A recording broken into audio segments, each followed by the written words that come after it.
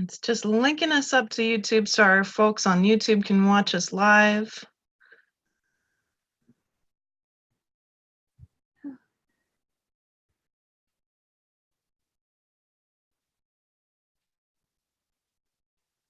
Okay.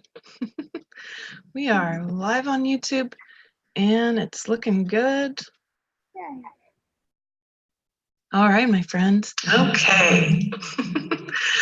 We are live on YouTube and it's looking good. Let's mute myself here so that the live part doesn't annoy us over here. Very good. All right, thanks for being patient, everyone, as we get going here. I'm Elizabeth Wood, and this is my beautiful guest, Lisa Transcendence Brown. I'm very honored to have her here, one of the most multidimensional people around at the moment. And she's an incredible gatekeeper. And gatekeepers have such wonderful positions, but she's a gatekeeper, a grid keeper, a grid creator, among many things. Her transmissions of light are beautiful. Through her simple, just beingness, she's embodied so many high dimensions, and we get to enjoy that. So my suggestion is that during our talk today, you're going to want to just bathe in the lights, because both Lisa and I are merging fields right now as we speak, bringing in a lot of different qualities of light. And we want you to be able to feel that, experience that through our eyes, through our talking. And we're going to be really blowing open a beautiful understanding of what is it going to really take to birth New Earth? What's it going to take? So welcome, Lisa. I'm so grateful for you to be with me today. Thank you. Thank you, sir. I'm really excited to hear with you guys. You and I have talked a couple times, and it's been beautiful energy, which I'm really excited about, because it's all about the energy. It's all about wide open feeling and expressing and tuning in and connection, and just really letting go of all the old stuff. So you and I are here to unite and birth our reality together, which I love, to share. So bringing together new creation. Using our inner connection, our inner vision, and everything that we all understand and see. So thank you. I'm excited because we got tons to share. We got so much to share. So much. It's great. And so let's jump in. Yeah, it's all over. Let's jump in. The first thing that we want to do is we're redefining everything. Yeah. And so that's going to mean that we need to be very clear about the words that we're using. So let's open that up a little bit. Tell me about how these words that we're using are changing, shifting, and how we can really focus in with good intent on these words. It's really about starting to feel everything and really start to take great care in your own presence and your own connection and how you come across. It's really letting go of all judgment and working together, but also taking great care in understanding that words create a reality. Words lend to a mentality. Words, and I'll list a couple things, but words, our human, and I break things down to explain them so that we can see. Our human aspect, I speak in aspects, because the aspect you're going to get of me is going to be relative to the role I'm playing in that moment. If I'm breaking down programs, you're going to get a really powerful, this is a program, let's break that down. If I'm able to be my own pure divine essence, you're going to get this me that's sitting and playing fun and having a blast, because we're not having to break programming down. Breaking programming down is an exhausting thing, because the ego matrix, if you will, is so strong. There's so much to it, and it's really, I know I'm going every direction, but for a second I need to. Everything has a matrix to it. And so understanding every word has a matrix. It actually has coordinates to it. And so every word you speak, I'm going to explain this in a couple of different ways. I really don't want to go into teacher mode, so I'm going to try to stay in my. That's okay. We appreciate it. But sometimes I have to. It's kind of the only way to really understand. Every word you speak delivers light encoded information in it. And it will either deliver love consciousness, a higher state of consciousness, or an unconscious program, which for our human aspect tends to be our emotions, our anger, our hurt, our pain, our judgment. We break Earths down into old Earth, new Earth, because once we come to a certain place inside, we get to see there's a higher dimensional version of Earth available to all of us. Yes. We actually get to see, we'll actually go through a separation inside where Earth separates. And so that we actually, at that point, it's a conscious choice, which Earth do you want to live on and experience here. So when we talk about New Earth is a higher dimensional, a higher consciousness version of our Earth that's accessible to each person who opens their heart completely to reconnect from the depth of the core of your being with all things sacred and love again. Mm. And it's a choosing consciously to let go of everything that isn't highest aligned on a soul level. We have a man-made reality and we have a soul-aligned reality. We have old Earth, we have new Earth. And when you can start looking at the differences in them, you start to understand. Without being able to see the difference, we don't understand. And then we really don't have a conscious choice because we're operating under old programs and constructs and mentalities and belief systems. And the words we use, or every action, everything delivers light intelligence. Everything delivers consciously or unconsciously. If we are unconscious, we're projecting and we're playing out distorted mentalities and realities that are aligned with a reality that is built upon ego constructs and separation and all these words we use. It's more about feeling. We have to learn to feel without the distorted feelings. Right. We have to learn to feel and really care from the depth of the core of our being, and then understand why things are the way they are so that we get a conscious choice, which is what our human aspect calls free will. Well, if you are unable to fully connect inside and really let go of everything you thought you once knew, New Earth is starting from scratch. New Earth is building and creating all new realities from the inside out, soul aligned, highest aligned, very pure. Mm-hmm. And there's some really big things that block us from being able to do that, and mainly judgment. And then one other thing that's been showing up to me too is the attitude of, well, what's in it for me? What's in it for me? Those two things are probably the biggest blocks. Can you talk a little bit more about judgment? Yeah. From 12,000 different perspectives. And so you guys, those who know me know that we can take one little word and we can be going for an hour. It just never, because we're going to break the whole, everything is vibrational and everything is energetic. And so it's really reassociating the way you see.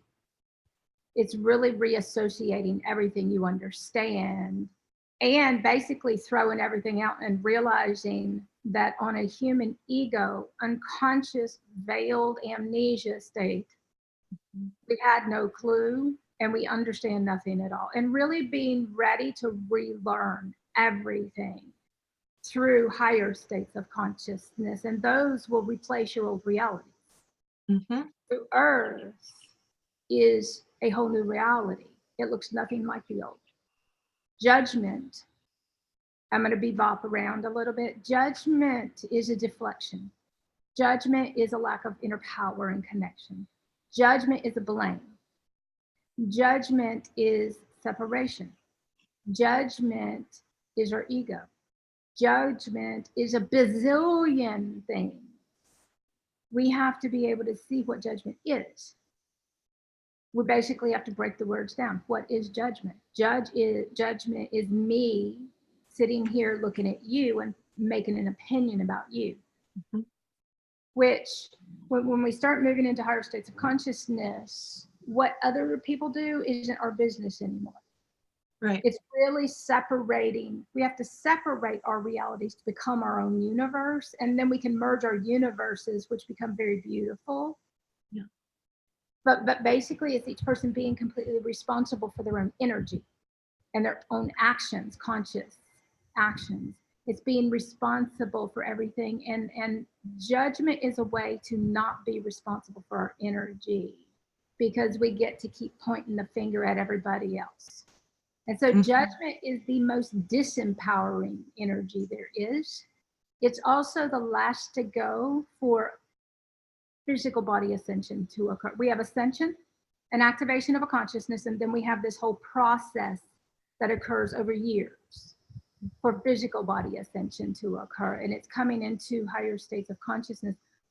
Fifth dimension is Christed consciousness, living as a Christed being here. It's not a physical being. It's a consciousness that we function from. It's our energy. Yes. And then we move into other states of consciousness, because once we're able to maintain a Christed state, a very pure state of love, what we see is a lot of people, every one of us, when we activate Christed consciousness, there's a huge population will then start going into judgment about everything that's bad and wrong. Right. And not understanding we're watching this go down right now with massive Christed consciousness activation. It is a then denouncing of your old life. But in denouncing your life and working through your own stuff, a lot of people are projecting it all out. And so it then becomes this whole swirling, messed up energy, if you will, of distortions while everybody works their stuff out. Yes. Whereas maintaining a Christed state of consciousness is very pure. Maintaining a Christed state of consciousness is very loving and kind. It's very soft. Mm-hmm. We don't bring the ego into a Christed state of consciousness, or it's not a Christed state of consciousness anymore. And so what we have is, once we have the activation of the consciousness, once it washes over us, once it fills our whole body, once all the little hairs on your arms stand up, you can feel energy tingling, and your heart opens up to this most beautiful, pure love you've ever felt. Yeah. Then we start looking at the outside world and seeing how distorted everything is. And for a while, there will be a lot of people getting caught up in the ego programming, trying to break it all down and resolve it and dissolve it. But then it turns into judgment, pointing the finger, and then it just creates this whole mess again.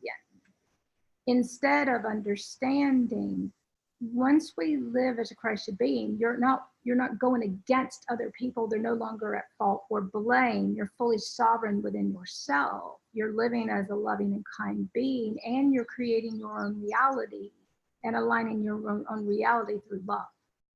Yeah. Judgment isn't love. Judgment isn't kind. Yeah. Judgment, and so it's really looking at the energy of what judgment is and breaking it down in every way that we can. Functioning from a higher state of consciousness is looking at the word and moving beyond just the word. Break the word down. What does it mean to you? My perception, your perception might be too. When you and I first came together, we had different words, and it took me a minute. I'm like, whoa, hold on. We don't even speak the same language. Let's break the word. We actually had to, but you can't, like me and you, we can't sit there and break the words down if we've got an attachment to the words or an identity to the words, and if we get offended, if we change the words. And so it's really letting go of all the judgment. Yeah, definitely. We're here to explore and learn. It's the last many years, but even recently, I realized, I talk about everything from a place of beauty. Yeah.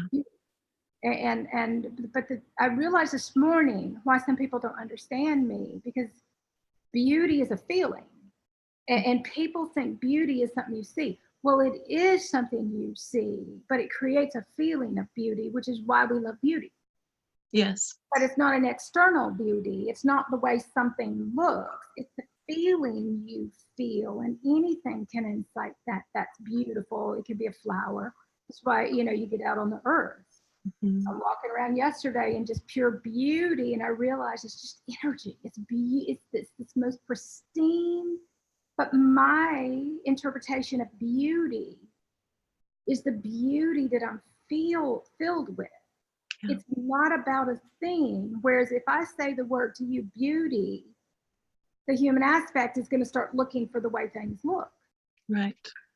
And so we really have to connect and feel fully, and then realize the reason there's judgment is because we don't like the way we feel.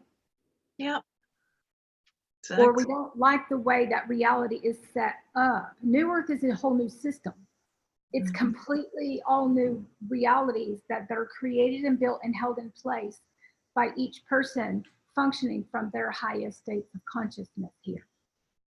And And making choices in each moment to keep choosing that. It's highest alignment. constantly, every moment, making that choice in the moment.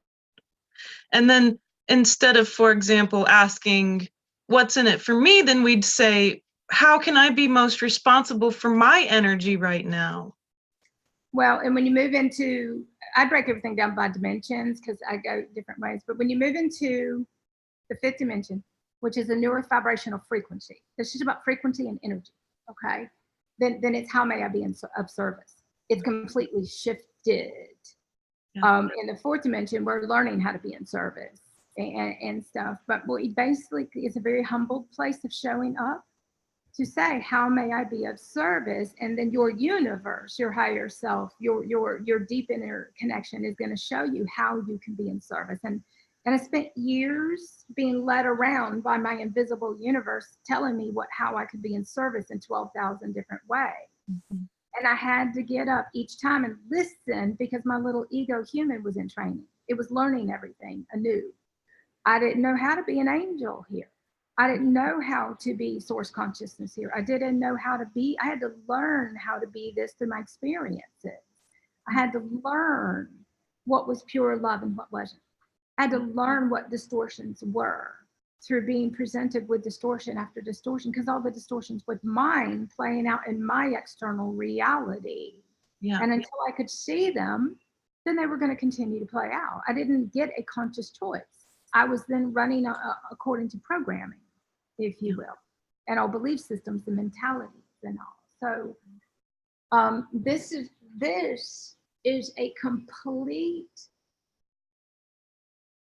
a whole new rewriting of everybody's reality Yes. from scratch. This is a completely different part of the journey. This is being an ascended being, being a child with your heart wide open and wide-eyed wonder of beauty, because everything becomes more colorful. Yes.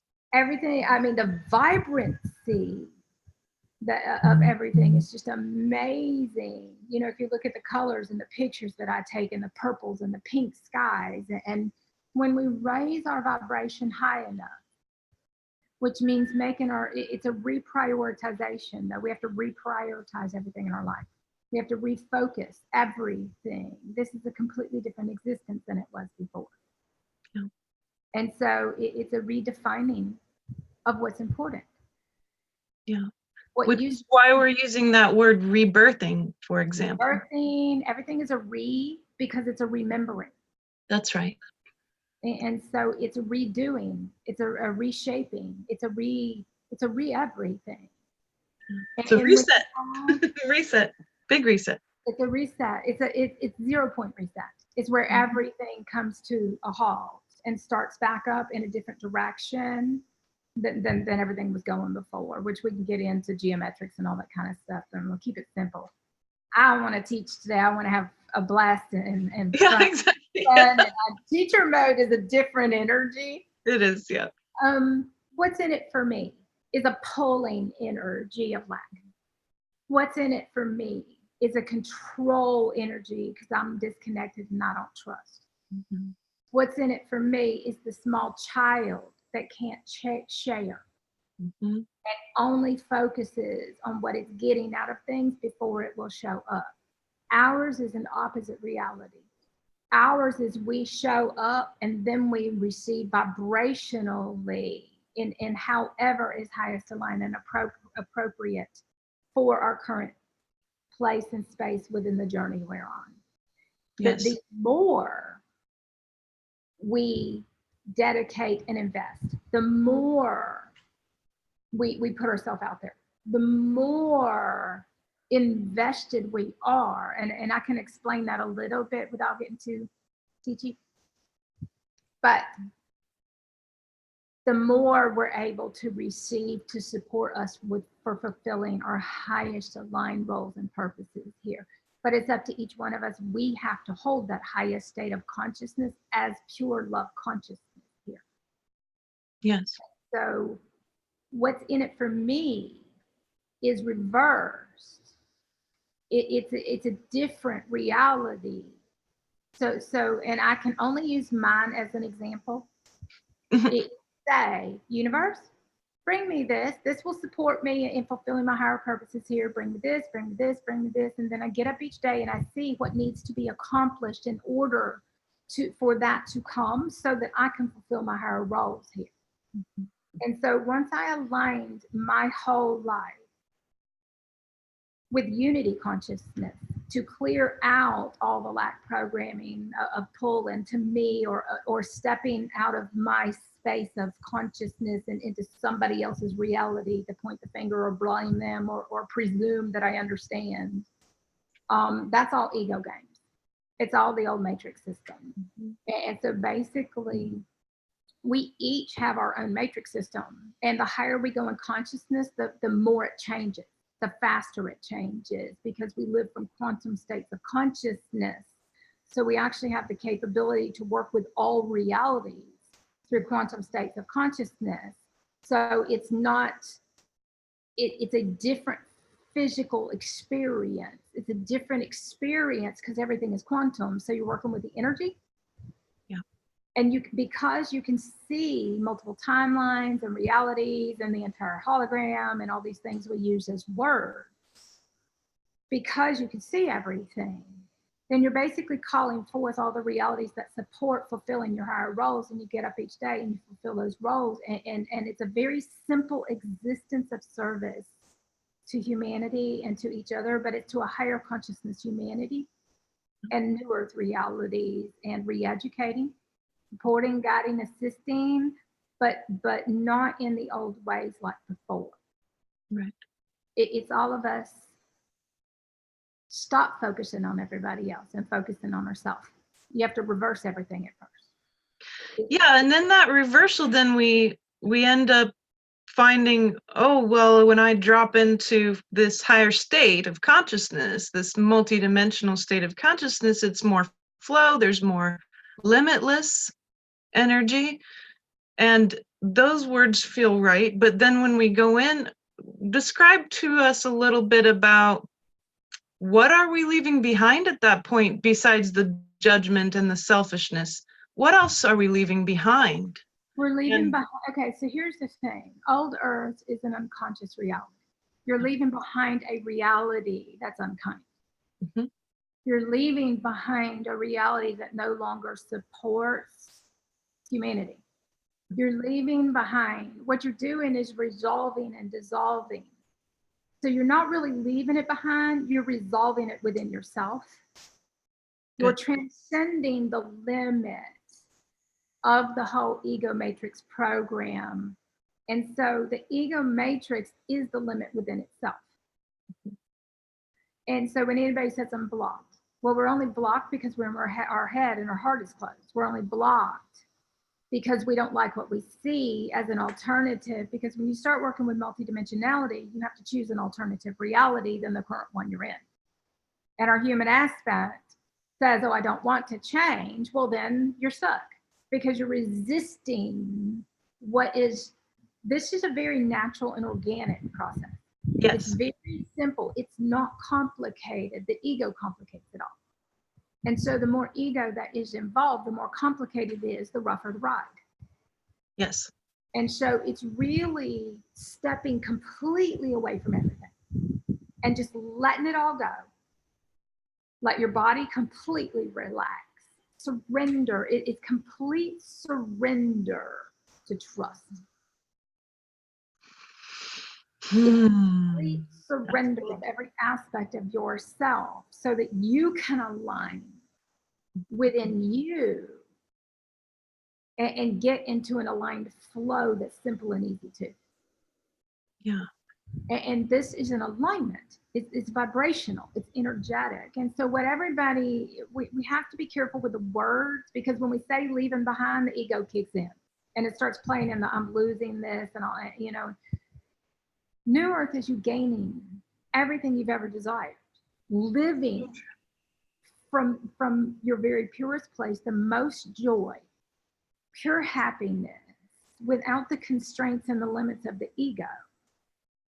Without it, but it's different because what you're aligned with are cosmic laws and rules and codes. You're aligned with universal laws, code. I'm using the words everybody uses. We have to tie all the words together. Otherwise, people play out word games. Okay? I don't do word games. I'll break the word down and then we're going to look at it 12,000 different ways. And by the time you get done with me, you'll be exhausted, but you won't have the old belief system anymore. Like it's gone, we obliterated it. And this really is about obliterating all the old ways. This is about unity consciousness and working together. If you can't work together, it's your separation. If you can't work together for unity consciousness, then we're not conscious. Yeah. And it's a unified state of consciousness. And I can get into a bunch of other things. We all came here, incarnated here, rebirthed here, reincarnated here. You can use whatever words you want to use. We all evolved through DNA, photonic DNA. We all evolve back into our highest aspects here. We're evolving, but it's an actual physical, emotional, mental, energetic experience that all becomes the same thing. And so a lot of people go, we'll look at things. I know I'm going to answer you, Elizabeth. A lot of people look at things as, well, this is physical. Well, the physical occurs because of energy. Right. And so, yes, it's physical, but the physical is a result of something. The physical, if you switch the way you see things, then your perspective changes. And if your perspective changes, you understand differently. And this is about transforming. If I'm met with an energy, label everything as energy. Fear is energy. If I'm met with a person, I'm met with an energy, not a form. I see a form. Half the time I don't even see the form. When I see them again, I don't even know I know them. I don't care what your hair is. I relate. I don't care what you're wearing. Unless it really stands out as something that really gets your attention, I won't even remember the form the next time I see somebody. Sometimes I have no recollection whatsoever, but I will remember their energy. Yeah. And so I connect with each person. So when I meet somebody, I meet an energy. Do I enjoy and love this energy? No. Well, that tells me a whole lot. Is this energy aligned with being genuine and caring and contribution? New Earth is a contributory energy. Yes, it's not a what's in it for me. You don't get anything until you've shown up. It's the opposite of the old way. You receive based upon your contribution. You receive based upon how you act. You receive based upon your energy. Yeah. And so this means everybody being completely responsible for their energy. Mm-hmm. Yeah. And so everything is energy. So what we're doing here then too is we're asking people to switch their mindset about New Earth. No more looking at what we're leaving behind, what we're destroying, what we're breaking down, and actually helping us to use our energy better by switching our mindset to saying, in this New Earth energy, what is it that we gain? And that's a good stepping off point. And then we notice then, and you will naturally notice then that, hey, everything's made of energy and light. that's physics. That's science. That's the truth. Yeah, I love that you tie it all together, because all I have is my understanding, and see, all my knowledge is my own inner access. It's not a book thing or anything I learned. I get up each day, I can read DNA, I can talk about photonic DNA, I explain the whole light body, one, because I experienced it, went through it, and once you experience it, go through it, you get the knowledge. Exactly. Yeah. And so this is, you have to go through it. You don't just wake up, well, you kind of do, but you don't wake up one day unless you've been doing this work, if you will, the inner work and the interconnectedness as a priority, to just wake up and start seeing and reading DNA codes. Yep. You know, and genetics and all this kind of stuff. It's a part of the process of that. That's where all the information is in our DNA. You have to start to learn to read your own DNA. Exactly. Yes. And so when you say what we're asking people, I don't ask people anything. I just throw it out there. It's so funny the words you use. I'm like, I don't ask. I throw it out there. I don't care what other people do, because that's their reality. Our role is to make it available and to keep going, because we have huge things. Everybody has huge things here to do. Yes. I don't get caught up in what people are doing. That's theirs to figure out and work out on their own. Yeah. So I'll ask. I just say, here you go, people. If you want it, it's there. But I also spent years putting the information out there, years and years and years and years of doing nothing but making all of this available for people. Yeah. Because it was a part of my higher roles here. And right. So a lot of people don't understand how important the information is. And so what we're doing is providing an opportunity. I don't do ask, I provide opportunities. Good, I like that. Provide opportunities for each person to then determine if this feels aligned for them, if it resonates with them, if they feel it, or if they're called to it. When it does, because right now, you know, I for years I had people find me and they're like, Lisa, we don't understand a word you say. You don't make any sense to us, but they felt me and they stuck with me because they felt I was speaking to their soul.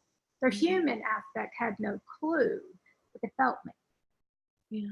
And so that's what really matters. I didn't care if their human aspect understood me. I was connecting with them on a soul level. And that's what matters here.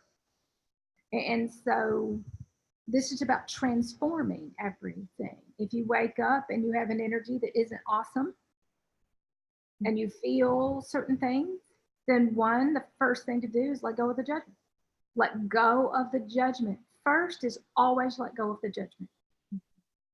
And then go deeper inside and connect, and then figure out what's highest aligned, what most supports and assists you in moving through that, and shifting that energy and that vibration to an energy that's supportive, that you do enjoy. And sometimes it's just getting out in nature and say, I'm just going to let it all go. I don't even care. You have to get to the point where you don't care, or you care so much you're caught up in it.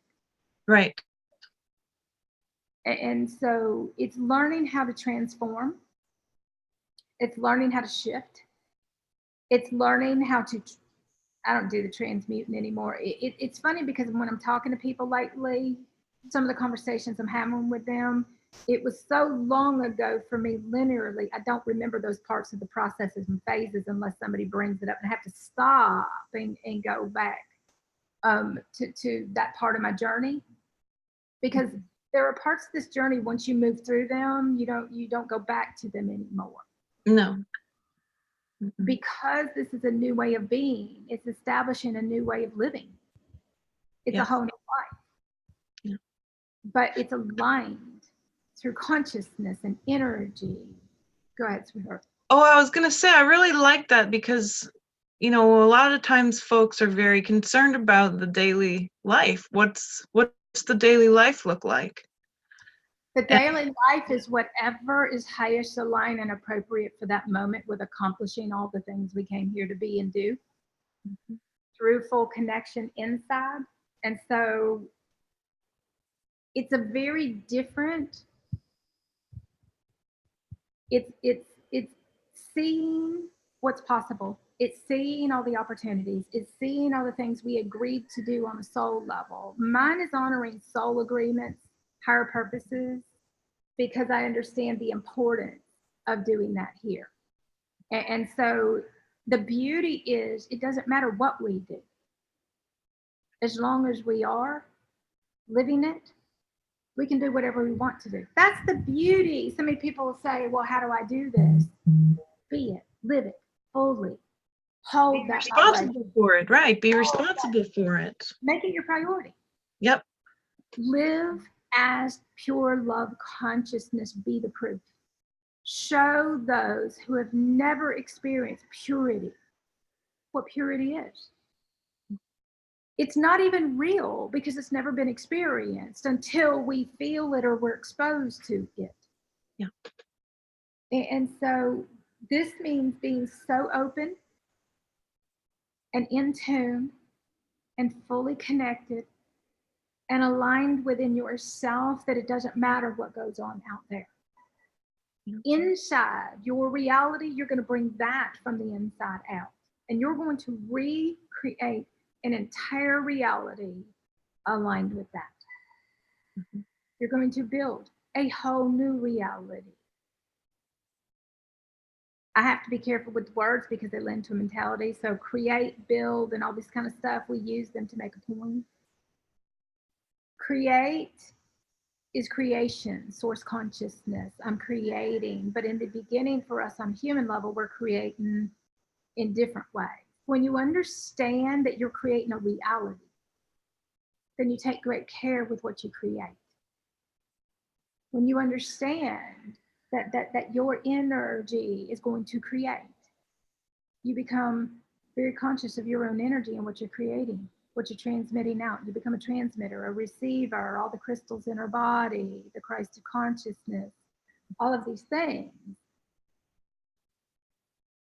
When you live it, everything you do is service. It doesn't matter what you do. It can be a conversation that uplifts and inspires. The beauty is the more you live this, the more opportunity, the more inspiration, the more of an impact you can make because you've come to understand and remember that everything you do creates. And you get up and every day is create, create, create, inspire, inspire, inspire, uplift, uplift, uplift. And it's nothing like the old realities. No. Every time you're kind, you touch the heart of another person. Mm-hmm. Our whole life is living, not just a little bit. We're not playing in the 10%. We're playing in a billionth% of off the charts generosity, off the charts kindness. Because I'm saying this to make a point. Every act is kind. Until you run into an ego aspect who lives in a fixed reality that becomes impositional, then you got to shift and go, okay, hold on. We got to break this reality down. Hold on. We're going to have to deal. Hold on. And you're still doing that from love too. The only difference is that if you're in a reality with a really strong ego that's fixed and linear and refusing to open up, then you become the bad guy in the situation and you get okay with being the bad guy. You don't really care.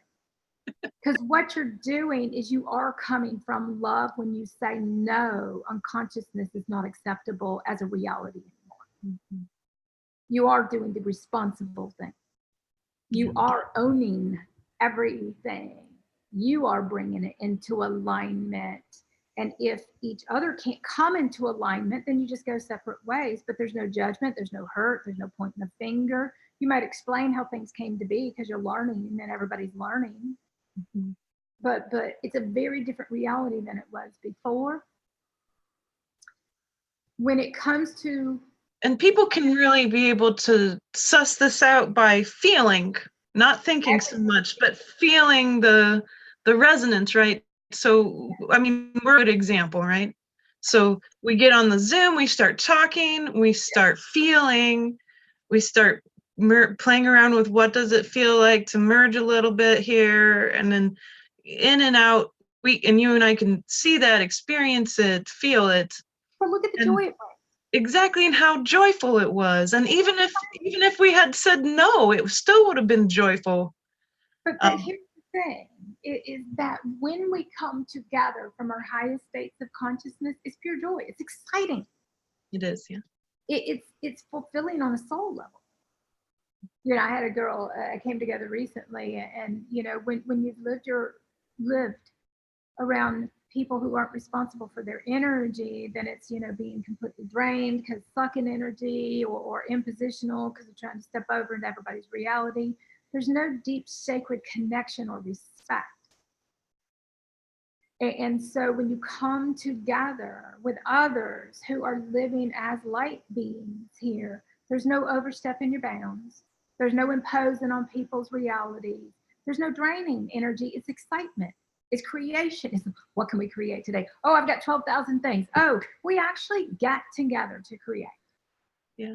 We procreate. That's the whole word. Yep. We're switching this word from co-create to procreate for a reason, for a big reason. Yep. Because of, and we can get into birth and new realities, which is what we're supposed to be talking about. You know how we flow. It's all a part of the whole picture. So it's really important to talk about the whole picture so that we can see. Inner vision is through inner seeing. Inner vision is through inner feeling. I don't use the word I think. If I do, I stop and correct myself because I don't think.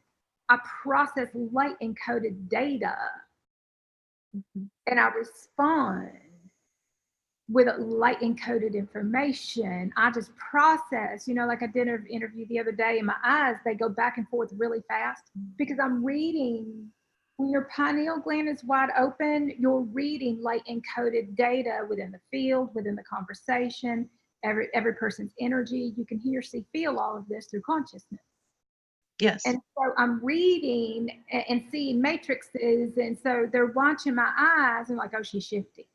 I'm not shifty. I'm reading light encodement so fast, my eyes are going back and forth.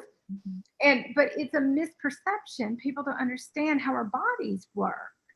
That's true. They don't. They're light. They're based in light. They've always been based in light. They've always been multidimensional.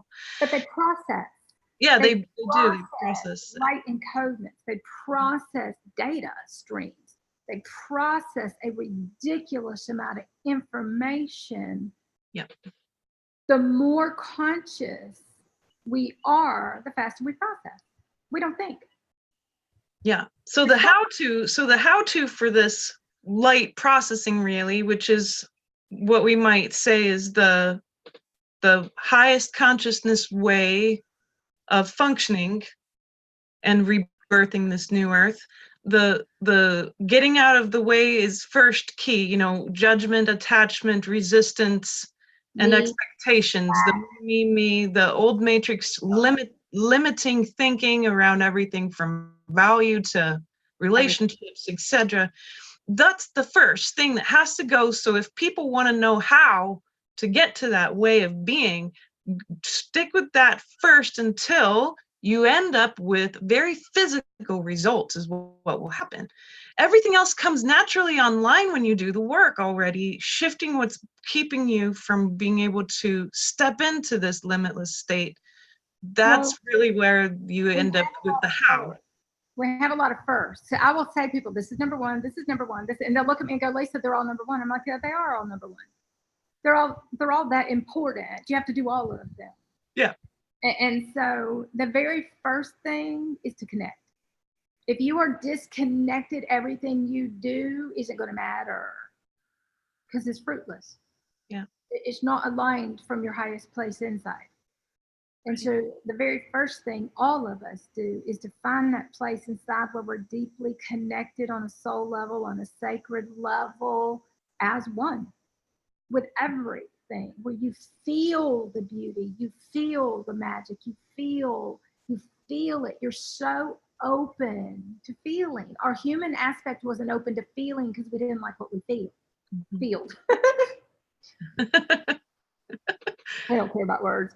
We're just trying to get a point across here. But our human aspect, and we can go into the 12 billion reasons for everything, because there's a ton of them. Yes. But the thing about it is we get caught up in the reasons, we disconnect and we lose focus. We can incite the reasons, we can explain it all, because it all serves a purpose for a bazillion different multidimensional realities. When you can actually see through your unified heart, it's called the unified heart of one. We live from a state of we consciousness. We consciousness is one. We live through a deeply connected state of consciousness where everything is one. But then you see where things are not one, but you understand why things are not one. And then you understand your role and how to bring it into oneness if everybody is open and ready. And if they're not, you understand that too. Yeah. There's zero judgment. Mm-hmm.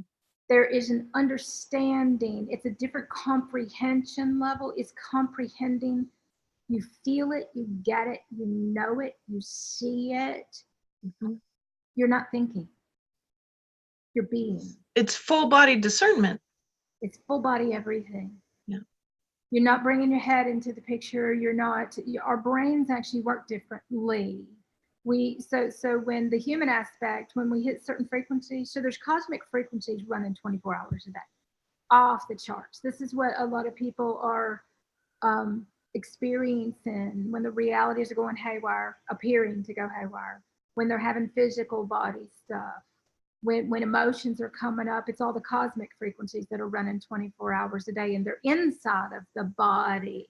And they're working through each person's DNA, and they're recoding every person's reality from the inside out. It's just that when when we don't understand this, we look at the outside reality and we get confused. Mm-hmm. And so inside is where everything's occurring. Cosmic frequencies running through everybody's light body, physical body, all the frequencies that you hear. You don't have tinnitus or a disease. You're hearing the universe. You're hearing planets. I hear planets. I hear everything. Mm-hmm. I've learned every frequency that I hear, what it does. Right now, we've got the ones that get under people's skin and irritate them. This is going to be fun. We've got probably what people would call an X-flare going. It just started about 10 minutes ago. It's off the charts. For me, because I have integrated, and this is how your light body activates, one of the ways. It's a constant tuning and acclimating and integrating all of these codes and frequencies to be able to function in a whole new way. Yeah.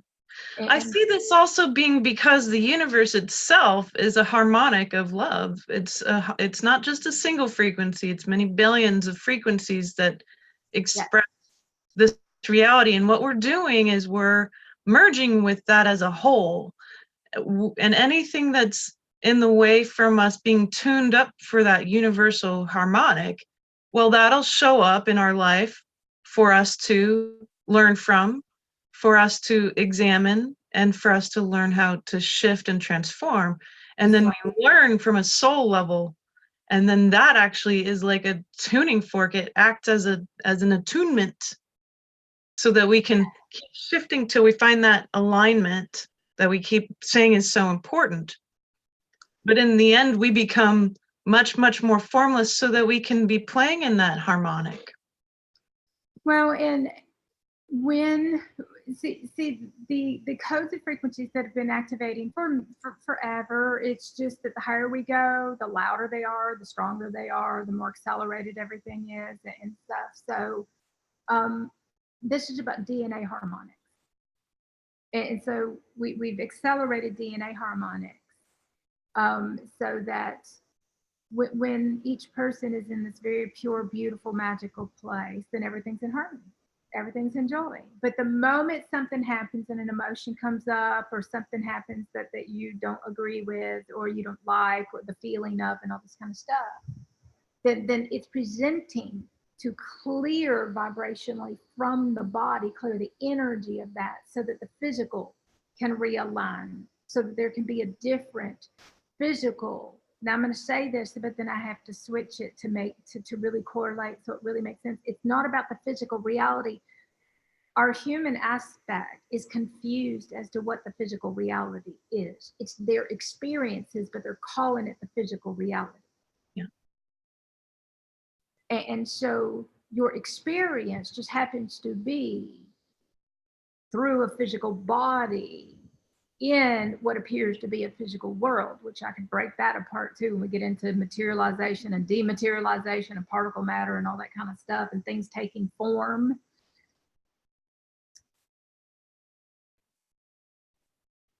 Things, people, situations, everything is the value we assign to it. Mm-hmm. When you're working with different states of consciousness, your value system is different. It is. The ego covets things, identities, attachments, judgments, all these things. Whereas when we move into heart-based consciousness and a feeling and a soul-aligned reality, then what we value is very different. It's no longer about things. It's about the experience and our connection and each other, caring, sharing, showing up. It's a whole new value system where everybody matters and is important, and everybody sharing the knowledge and the information, because we understand the impact that can be made through each person's contribution. Mm-hmm. And so as each person goes through these experiences, what it's doing is it's bringing them out of the unconscious 3D matrix programs into a higher state of consciousness where it's a crystalline matrix and it's a different networking system. It's a whole new system that that looks nothing like the old. Everything works and functions differently, and our value system is different. We actually care about each other on every level. We just don't tolerate the old. We don't accept the old as reality anymore because we know better, you can see. And so it's a very different reality where love and unity consciousness is the foundation and at the core of everything in your reality. Yeah. Everything is built upon that. Everything is birthed through that. And so when there's 12 billion ways to explain birthing new earth, so we'd be here forever. It's a very physical process of your body preparing to give birth. Seriously, your belly blowing up. Yes. Talking to somebody yesterday, she's like, Lisa, I'm walking around my yard rubbing my belly like I'm like, you are, photonic light.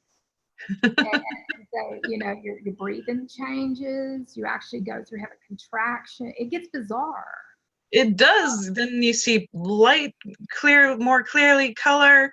At one point, I was feeling every single one of my cells in my body. Yes. Very, very trippy. Yeah, it's very trippy, very limitless state of being that's very, very physical.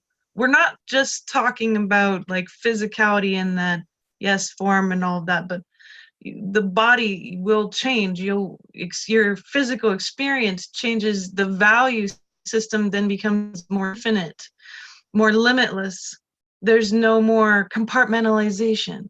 There's no more categories anymore because there's no separation anymore. And you can feel it physically. People describe being more expanded. They feel larger or as if they're floating as they walk. When you're going through ascension, you will actually float. When your Merkaba kicks in, we have a Merkaba, and then once we physically ascend, the Merkaba breaks down and changes geometrics, and then we move into Stargate systems, and then it goes on from there. You float, you're very expanded, you're having these bizarre, amazing experiences that will basically challenge every belief system you ever have. It will obliterate everything. And it will also what it's supposed to do. It'll return all your remembrance of everything. Yes. Which is very soft. Mm-hmm. And the only time we have to get strong is to accomplish things or break things down. Yeah. The rest of the time we get to be soft. If I need to accomplish something, then I got to pull, you have masculine, feminine, human, then you have the little child. And those are all ego aspects of, and they're all described by different energies and traits. Okay. Then we get into divine masculine, divine child, and the divine feminine, and all come through the divine feminine. So our heart has to be open in order for the rest of it to come forward. So it's a trinity energy of all three. Yeah. And so, yes, surrendering completely to allow ourselves the simplicity, let go of the struggle and the suffering inside, the challenges. Do whatever it takes to get your heart wide open. Get out in nature, feed your body light, surround yourself with all things, the highest state of consciousness. It doesn't matter what it is, it's that we do it. Yeah. And so people go, what's the right thing to do? There is no right thing. There's no wrong thing. There is, which experience do you prefer? Which experience would you rather have? The one that brings you pure joy and bliss and magic inside, or the one that represents everything you don't want? Yeah. And it is that simple. When we start doing this, the ego aspect will go, it can't be that simple. Yes, it is. It's really to stop discounting things. And when I started doing this, everybody's a skeptic. Everybody's criticizing. Everybody's judging. We basically have to let go of all of that and stop being critical and skeptical and saying, oh, I can't believe that can't happen. Well, if you can't believe it can't happen. How? Okay, so I'm going to play with you, Elizabeth. We're talking ascension, physical body ascension, which let's say pre-2012, because we know it all started way back before, yes. But we use it as a marker point. Was ascending with your physical body to actually walk in heaven on earth a reality back then? Not that I know of. But we're doing it, aren't we? Haven't we? I completed the whole physical body ascension process years ago. Yeah. Okay. It's not a judgment. It's not anybody better than anybody. It's this is our reality. This is how we live. We are accomplishing on a multidimensional level everything that was incomprehensible. Agreed. So everybody's sitting around going, but that's not possible. Those of us who know it is, we're gone. Yeah, sped forth, on the racetrack for sure. We're not sitting around saying this isn't possible. We're seeing the possibilities and we're doing it. We're being it. We're living it. And we're the examples for what's possible here. We're the ones writing the new ancient books. Through our own experiences and the knowledge that we bring forth that is encoded in each one of our DNA. And then we have templates and we get into all of these. The template, so there's a 3D template, there's a 4D template, there's a 5D template, there's a 12D. We're all the way up to the 12D template. And all it is different states of consciousness that we're able to access and hold. And everyone can. There's no limits to everybody. Yes. You just have to stop saying you can't. That's a big, huge step for people, right? Because they're running everything through that matrix of physicality and those matrices of limitation. Throw out the word people. We're going to play ego for a moment. See, the ego hates to hear the word ego. Okay. It does. It's like, I don't want to hear about the ego anymore. Well, once you transcend and dissolve all the ego stuff, you don't really care. It's just a word. Mm-hmm. We don't hate the word ego. We're not fighting shadow aspects. We're not playing in all the dark and the light games and all that kind of stuff. Good, bad, right. Mm-hmm. We're here as light beings, embodied light beings, embodied star beings, embodied galactic councils, holding. It's a remembered state. It's where you bring forth all of what other people call ancient knowledge. We live so far in everybody else's perceived future of realities. When I first started, the words were, Lisa, nobody's going to understand you. You are so far from that, the future. You live from the future now. Right. Mhm. And so, but the thing about it is there is no future or present. And so technically even that's a perception. It's just, the future is everybody's higher vibration. That's what the future is. So when you expand your consciousness into infinite consciousness, into all different vibrational realities and timelines and all these things, and you function from the present moment and current moment in 0 point field range, then everything is right here and visible and available and possible. And you're getting up each day and you're living it and being it and doing it. And you're not really thinking about it. It's very natural. Yeah. Very present. And then when you're interfacing with other people, it's the mergers of different harmonics in order to create something exponentially larger. It's a uniting of our fields and our consciousness and our codes to birth creation. Yeah. And it is true birthing, because here's why I like the birthing piece, because then two people are consciously full body, full spirit, full light body, full 12 dimensions, choosing consciously in that moment to say, we're going to merge so we can birth something new, and we're going to nurture it because that's part of our service. And that's huge. That's massive mindset change, because then there's no more, oh, we're going to create something and then we're going to take pull from it. That's all ego. Exactly. The whole thing. So here's the thing. Everything is the DNA to it. Yeah. So a reality is birthed. It's no different. I'm gonna play this to make a point so we can see.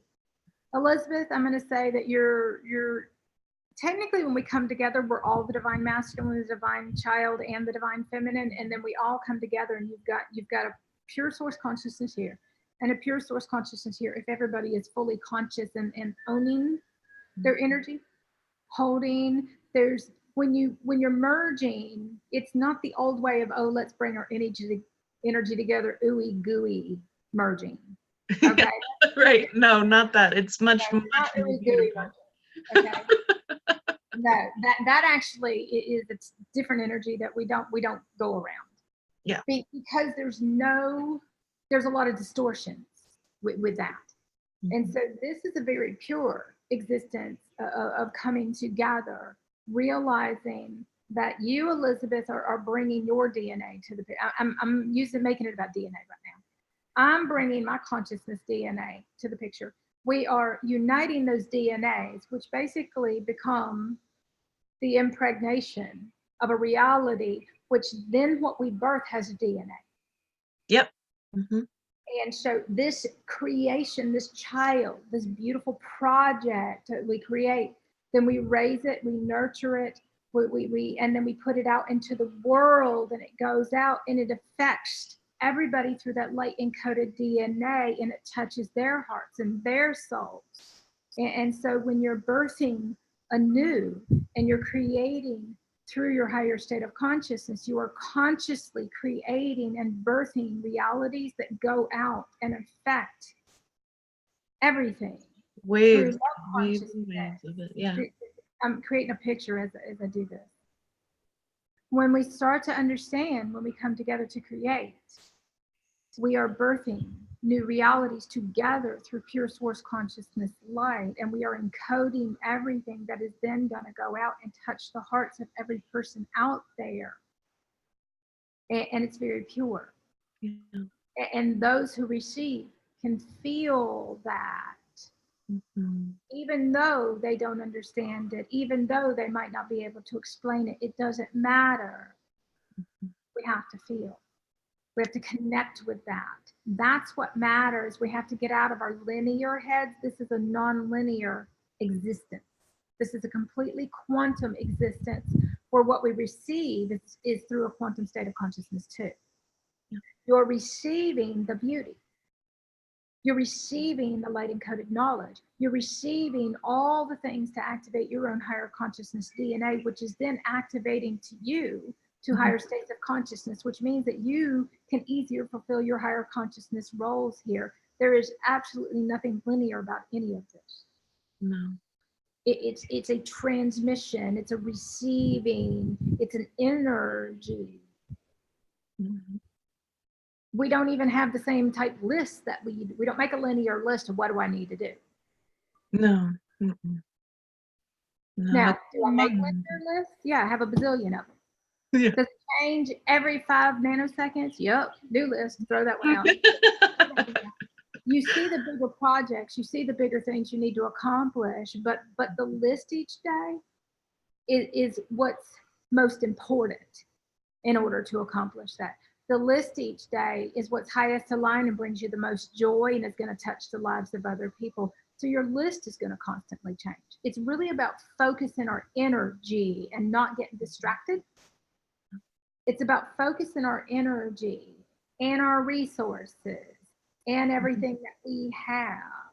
It's our entire existence being dedicated and devoted to humanity through love, which is going to bring us our joy, which is then going to create more and going to birth new realities. It's this never-ending birthing process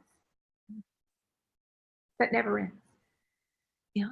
You're always creative. You've always, you know, I have my whole reality is like massive because all I've done is birth and birth and birth and birth. And my body showed it when I hit galaxies and then was in other galaxies. One day I got up and I looked down and the words were, of course your body's going to look like that. You've been birthing galaxies. I went, oh. But then, so the body will expand and contract. Your energy will expand and contract. And at one point, I was this massive field of consciousness, and I had this body walking around in my consciousness. And it was bizarre for a while.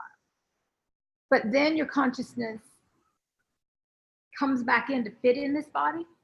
Yeah.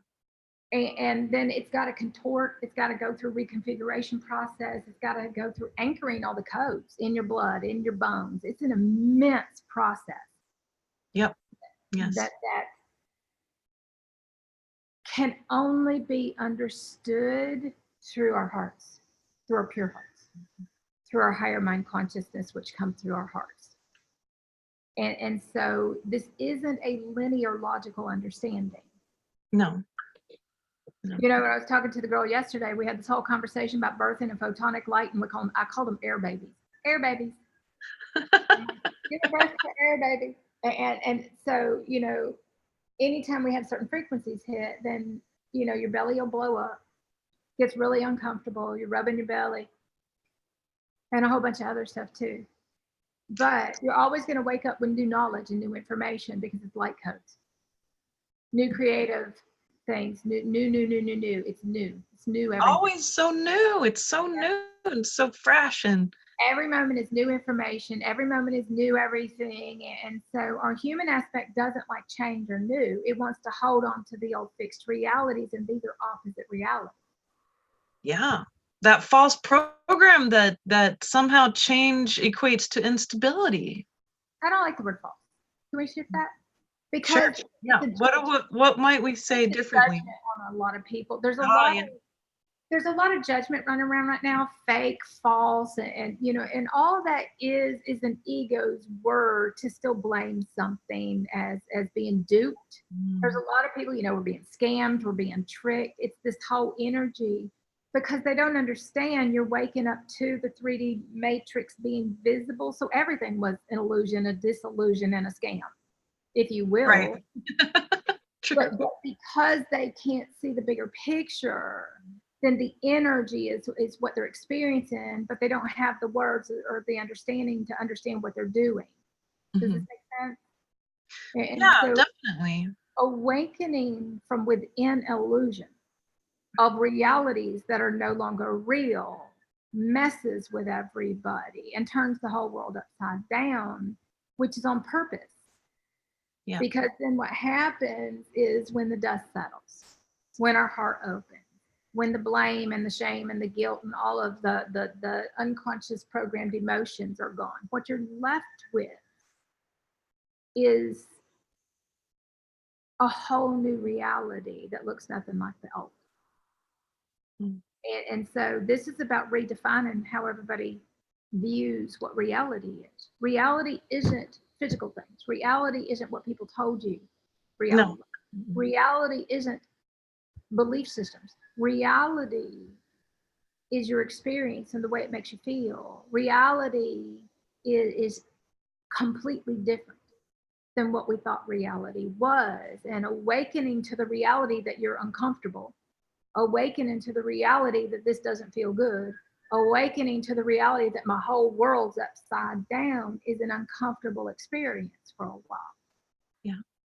But it's a very necessary part of the process of leaving unconscious realities to awaken and rebirth through conscious ones. Yeah. To start to realize that each person here, we all hold this inside. Everybody has every capability if they, as long as they're not walking around saying I can't. Yes, all skill sets are available. This is about cultivating your abilities. This is about nurturing and loving and respecting yourself and letting go of all the judgment, loving yourself, caring about yourself so that you can fulfill, so that you can be of service easily, so that you can do these things simply.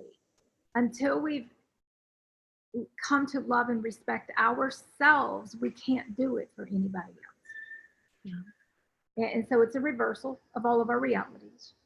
And then what happens is once we've become so whole and complete inside and merged on a soul level inside of ourselves, we're not playing out the lack realities anymore. We're not playing out, there's a lot of, I had something not too long ago, the human ego will play out, I'm incapable and I'm inept. Mm-hmm. I can't do it. And we don't feed that energy. And so you restructure your whole life to empower, to inspire, to uplift, but to let everybody figure it out themselves. That's what builds character, if you will. Yes.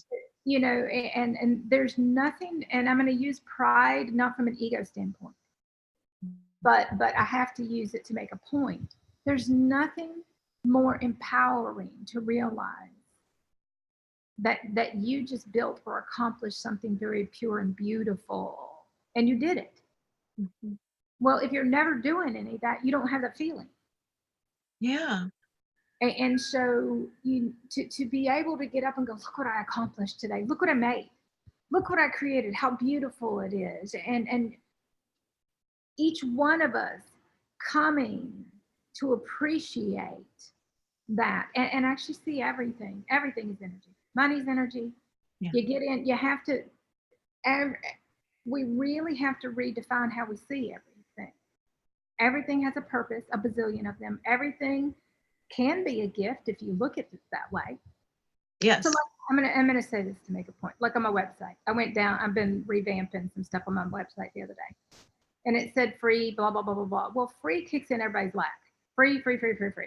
Right. And we learned a long time ago to stop playing the free game, but also always have free stuff, because there are going to be people coming into this and it supports and it assists in a way that's important. And so in me doing the work that I do, then I just kept creating free content, inundated people with free. Don't care. As long as it was for the masses, it was free.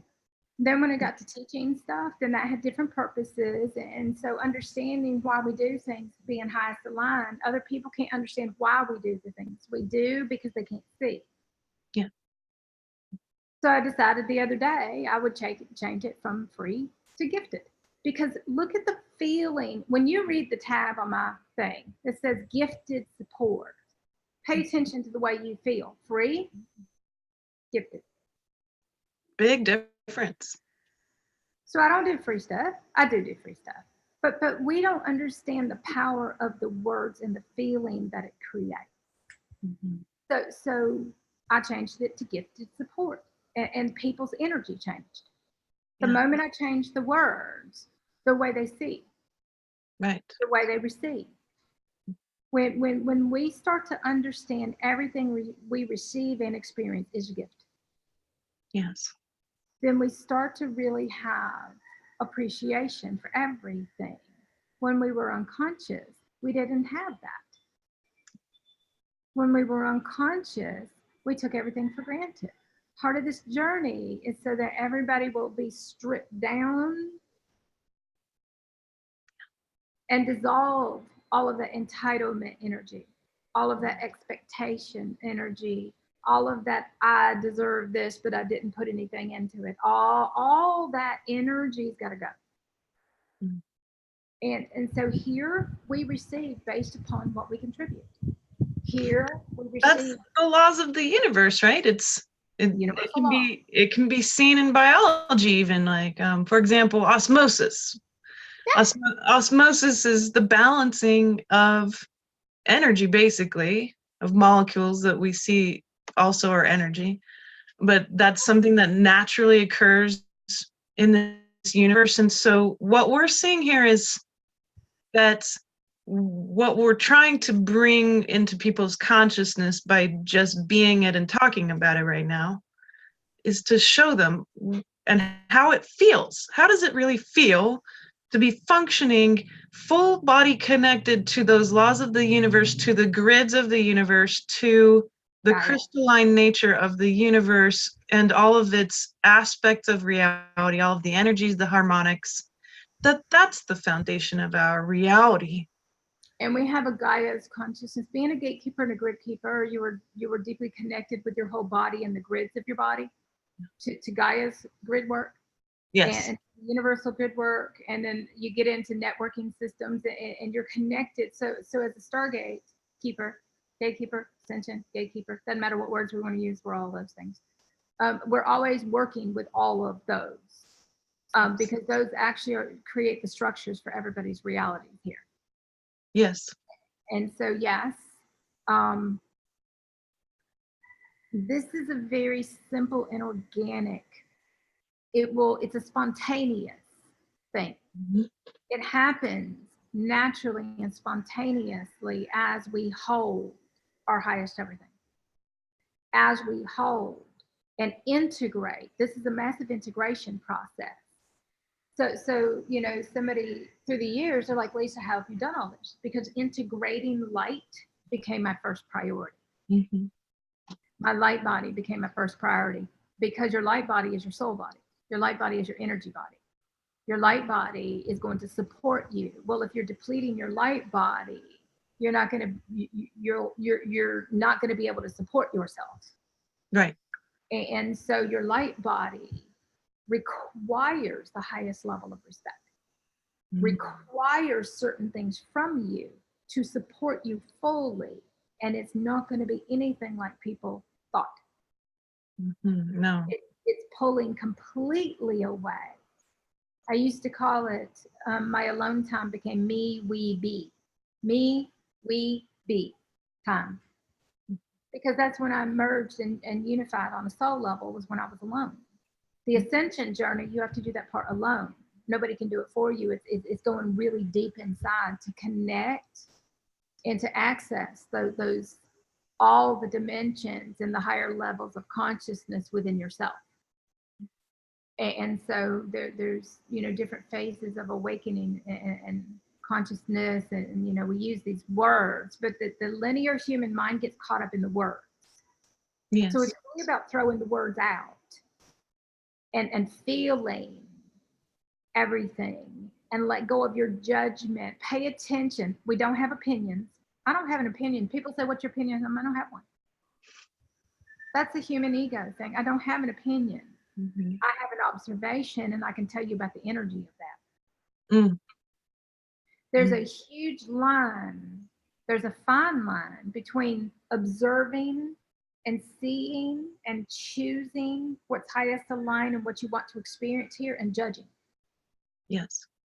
And so we basically, if you don't understand the difference, then you're playing in the judgment game. So people say, Lisa, what do you think? I don't think. I process light data. Mm-hmm. Yeah. I think through my heart. I think with my whole body. I don't think, though, like the typical human does. I tune in, I connect in, I sit with it, until I can see. It's just that it took me years of sitting with it till I could see simultaneously and everything, because I had to work through the density in my own body. Mm-hmm. I had to work through all the veils of amnesia that I was holding. That took a long time. That took a long time for you, right? And we're not telling people this is an overnight process. It's an overnight process. Spontaneous activations activate the consciousness, but then every part of your life has to be aligned. That's the template building process. Right. That takes years. I have looked and observed template building, and I can look at all the different templates that I've gone through and all the different light body phases that I've gone through and all the years that everything took. It's a process.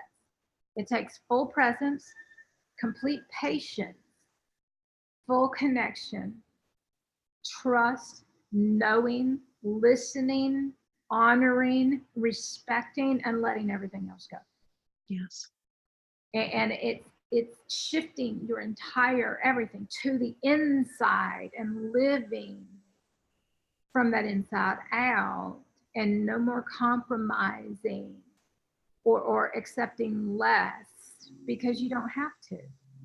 It's actually a beautiful and a magical experience, except when your body's clearing heavy duty density, except when your reality is going through realignment. Mm-hmm. And so when I say accept, it can be, if you go through it. One thing I learned years ago was to be wide open for my reality to shift and change constantly. Mm-hmm. Yeah. And then to realize that if I was always holding my highest everything, the next reality was always going to be more awesome than the previous one. Mm-hmm. And so not only not to resist it and fight it and judge it and dread it, but to embrace it and start calling it forward. Come on, universe, bring me this. Universe, bring me this. Okay, I'm ready for this reality. And, that became my 24 hours a day. Bring me this reality. But I wasn't sitting here from a selfish, bring me this, I want this. I was saying, bring me this so that I can fulfill higher roles. Yes. Bring me this so that we can make a bigger difference here, so that more of us can unite. Mm-hmm. And I started understanding how to utilize everything through highest alignment. And it means, and everything is included in it. And when you understand, it's going to be completely opposite of the old way. It's going to look like the old is. Yes. So just to mirror back, I want, and I'm hearing high frequencies right now. There you go. Yeah. I want people to recognize that what we're painting a picture of, what we're doing is opening a door, and we keep asking you to understand, but we're not asking you to understand with your mind. We want you to feel it, feel into it. That's the key here. And that's going to make a difference. And let go of all preconceived notions. Yeah. Let go of trying to fit it into a box. Let go of all linear belief systems. Let go of everything of the old and be wide open to all new understanding. Yeah. Wide open to our human ego comes in and it's like, oh, I know this, I know that, and it plays in the intellectual game. I read this, I read that, I was taught this, I was taught that. All the Singhas, the teachings, the books, all of this is gone. It's done. Yeah. When I started, you will go through a merge of selves. And so a lot of people go, I don't feel like myself. That's because you're not your old self, you're a new self. Right. And you don't know what the new self is supposed to feel like because you forgot what it was like. And so you're going to have to learn, we had to learn how to walk and talk all over again like little children. Yes. Yes. You have to learn new words and you have to completely be wide open and inquisitive, but from like an innocent child that's wide open and ready to learn. That's pure, and in wonder is an energy, purity is an energy, it's a light.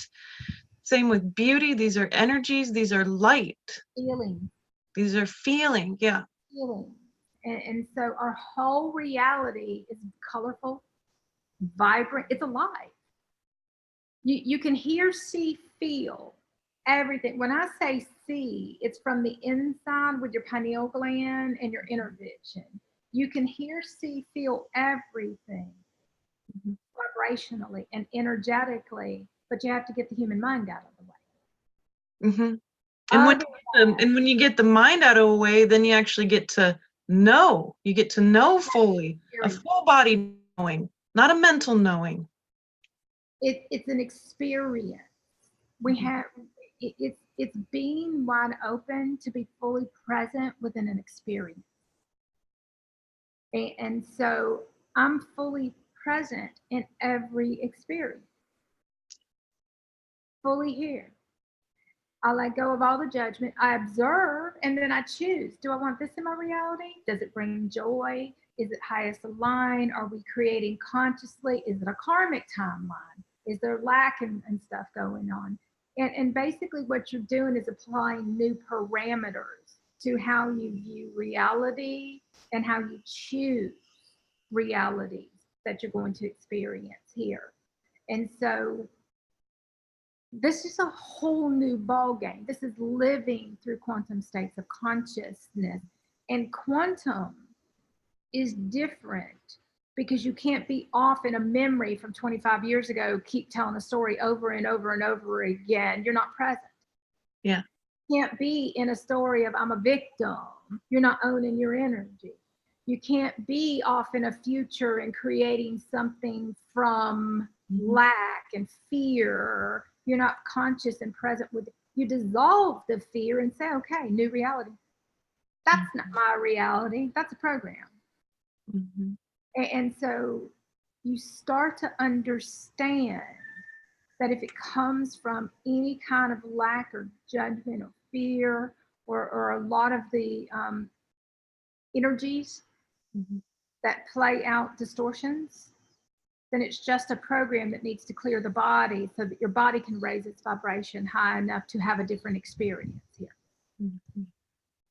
And so it's really about choosing to clear it instead of trying to shut down and hold on to it and believe it. Yeah. Embrace it. Yeah. Love I think it. that's a very big key point too, the shifting of parameters here. The parameters for everything are so limitless at this point. And how do you know where your parameters are at? You're going to feel it. You're going to experience it. And right now, when someone's in ego, when they're in lack, when they're in old matrix thinking, old teaching thinking, their parameters are very tight and it doesn't feel good. Well, and it's transmitting out a lower vibration. And so basically understanding that the transmission, that's why a lot of people like, I don't like the way that feels. It's because when we start to understand everything is a transmission and a frequency bandwidth that you're experiencing here. So open, honest communication, respectful communication is key to opening energetically, whereas the human shuts down and says, oh, I don't want to talk. Yeah. And so it's really reversing everything and opening completely up. But we're not talking about blaming, and we're not talking about that. We're a lot of us, you just consciously work through it, you resolve it, you dissolve it like instantly. A lot of the higher the state of consciousness, the less you need the other person to resolve anything. Yes. And so if you go inside and you resolve it, and it means accepting everything, but then what you're going to accept is reality is going to change. Notice what I said. First, you accept it, resolve it, dissolve it, let it go, break the linear matrices. Everything is a matrix. Break the constructs of that reality down. Let it all go. And then say, now, let's create a new reality. And the parameters for my new reality are going to be. And then you start bringing in, we have a new earth value system that's based upon specific energies that are all aligned with universal and cosmic law. Thank God. Yes. And so yes. This is completely different. It's not linear, but you will be able to function linearly differently later. That's right. And so it's basically living through quantum states of consciousness as a quantum being without the limits and the constraints, but seeing how to fit into linear things. And so when I get up each day, I still have to do linear work. And Yeah. it takes my whole body to put myself back into that vibration to do the linear work, because I'm not linear in any capacity. And it's actually going against my system. Yeah. When your body wants to lay down, I'm going to say this for a lot of people that don't understand. When your body wants to sleep or lay down or lay around, it's breaking down linear and it's moving into a more quantum state of consciousness, and you can't be upright and exerting energy at that point. And That's so so important. it's important to understand that all the laying around is so your body can break down on a cellular level through photonic light and restructure your realities on a cellular level, working through your organs and your systems and all these things. It's really about starting to understand how moving the physical body and density work, and moving from a linear to a non-linear light body in form. Yes. The light body is non-linear. The light body functions from quantum capabilities, but the human carbon-based body held density that was all linear. And so this is about breaking down the linear constructs. And when your body is in that breakdown mode, you can't be up and accomplishing and doing all the things that you used to be able to do. What's happening is that if we honor the process, so as a gatekeeper and a grid keeper, our bodies become the most important thing, because that's actually the gateway to everything. Yes. That's what opens when you said doors, my word is portals. Yes. Very good. Mm-hmm. Yes. I know we throw them all together. But that's okay. And what we're doing is we're saying, look, it's a feedback system here. You're going to experience all these different changes at quantum levels, and your 3D body is there to ground all of that. And so when we need to rest, when we're noticing that we're being fatigued or that our brain is shutting down, that's the body letting you know that these quantum states are coming in to make a lot of different changes, and we want to allow that and then be able to surrender to it and watch how it unfolds from there. And it's also a way to value the linear in a different way too, I think, because we beat up ego, we beat up linear time, and that doesn't happen in the quantum anymore. You don't beat that stuff up, you value it in a very infinite way. You understand. In a completely new way, yeah. It's an understanding without judgment. It's an understanding the role that it plays. Yeah. And so linearity, on the days that we hit certain frequencies, a lot of people go, I'm really in my head, I'm having a rough time. Well, I'm sitting here in complete gratitude and appreciation, because I can function linearly. I'm like, oh, I'm banging out the work. Because we use linearity to accomplish. Yeah. It's different. And so we're actually very appreciative for linear energies, because it allows our bodies to function. While everybody else is going through all the linear stuff, we function differently. Yeah. But with what you said, Elizabeth, it's important to understand that everybody understands they have a light body inside of their body. And so all of this is about light activating. And when light activating, light consciousness, light, I can go into all the different words. It's a higher frequency than the human body is. And so it shuts the human body down. It makes it more sluggish. Mm-hmm. It feels, when we have high doses of photonic light, then you feel like you've been drugged. Mm-hmm. It's understanding how photonic light, which is the light of our soul, our galactic consciousness, all these different are sacred aspects. Mm-hmm. Okay, so now I'm going to say this. Our consciousness teleports through okay, hold on. Our consciousness teleports our DNA. We teleport through consciousness. And so the more light we hold, the more we literally are kind of teleporting from one reality to the next reality, if we can understand. The same thing for coordinates, for words. Every time we use a certain word, if it's unconscious, it teleports us to that unconscious reality to experience. So if we start understanding how teleporting even works, and coordinates and light codes, our whole reality changes. We only use and speak through the highest state of consciousness, because that's creating our reality we're going to actually physically walk in and experience here. Yes. And so conscious creation means that you're fully conscious with every breath. You're fully conscious with every act.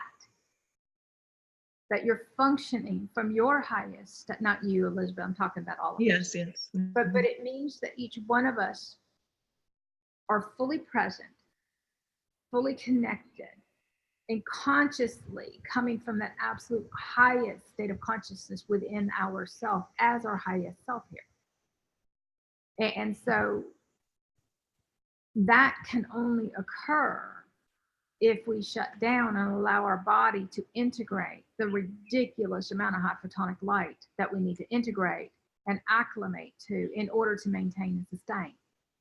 Stabilizing all these off the charts frequencies and codes is a full-time job, literally. And it takes a while. You know, I spent years when my body just, the light in my body just shaking. And it's like, you have to acclimate. And so basically had to surrender every time my light body kicked in. Every time I started moving into higher states of consciousness with my body, I had to let everything else go. And I had to reverse my whole reality to where my light body became my priority, and all the integration became my priority too. Your physical reality will start to get easier because it's going to be simpler. And it's going to be higher aligned. All of these things are occurring to make life simple. Yeah. But that simplicity is through the deconstruction process of our ego. Yes. And so if we're fighting the process, then we're basically fighting against ourselves. Mm-hmm. And we're creating our own suffering and challenges here. And so it's really important to understand that when our body says, I need this, I need this, I need this, I need love, I need attention, I need respect, I need this food, I need sunlight, I need nature, I need feet on the earth, I need to go to sleep, that we actually understand that that's not an inconvenience, that's a priority. Yes. And you said something a minute ago I wanted to go back to, but I can't remember what it was. I already forgot. But maybe that's a good time to see if we might take a few questions. Would that be all right? Seems that like would be awesome. so. I'm gonna put everybody inside. I don't give answers. I tell everybody that right now. That's So, right. That's one right. thing to understand, and I want to say this too. A lot of people go, "What do I do about this? What do I do about that?" That is a personal experience. That is a go in and ask your higher self. Yes. A lot of people will go out and ask everybody else what to do. That's all ego game. That's right. And so I don't play in that. I don't tell anybody. I show them the energy. Mm-hmm. I help them see. And then I help them connect to go inside and figure it out. Yeah. And find their own answers and to return to full sovereignty as a higher self aspect here. So I'm just saying that because anybody brings in a question in right now, if it's going to be, what do I do about this, or why is this happening? I'm going to take you all inside, because that's the only place to go for all of us. Okay.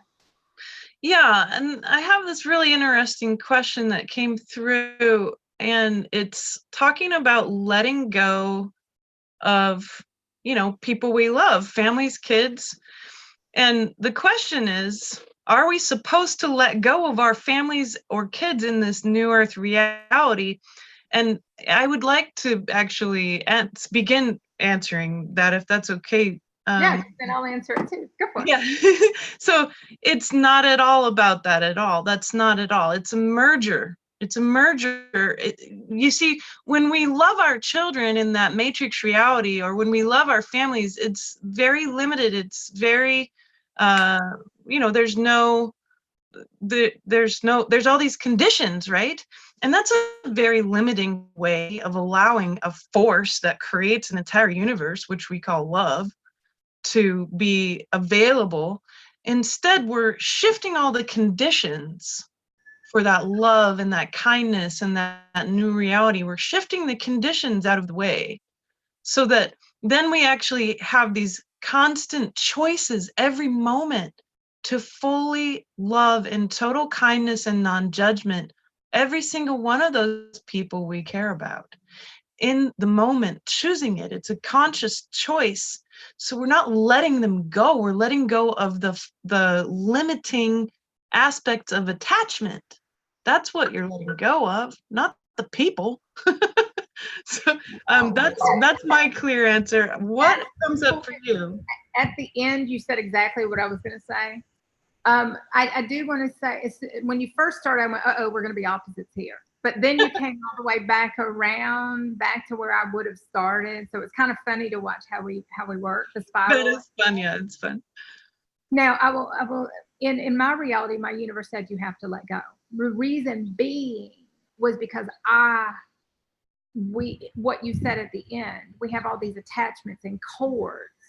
And when you're shifting on a multidimensional level, you can't get the next version of that family, the next vibrational match, if you're still holding on to the old version.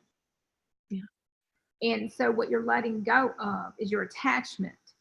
What you're letting go is your need. What you're letting go of is all the lack programming and the conditioning, like Elizabeth said. What you're gaining is a new relationship, but that new relationship, sometimes each person's experience is going to be different here. Sometimes you will be told to let go. It's because you're holding on. Mm-hmm. Some people do have to let go and go separate directions because the programs are so strong. And it takes a while for those attachments and cords to let go. Now, for me, my universe was like, you have to let go of your family, and it's like you have big things you have to accomplish and do for service to humanity. You can't hold on. And it showed me hanging on to my grandbaby's hand, saying, you're hanging on, let go. And so I want to explain this because how important it is. I actually didn't say anything to my family. I hugged them. Inside, I'm like all torn up. I drove home. I consciously understood, but I mourned losing my family because all that energy had to come up. I cried. All this heavy duty energy at the thought of losing and letting them go came up. And what happened was, once I had cleared all the energy, then all of that was gone. What you have is the capability to love without attachment.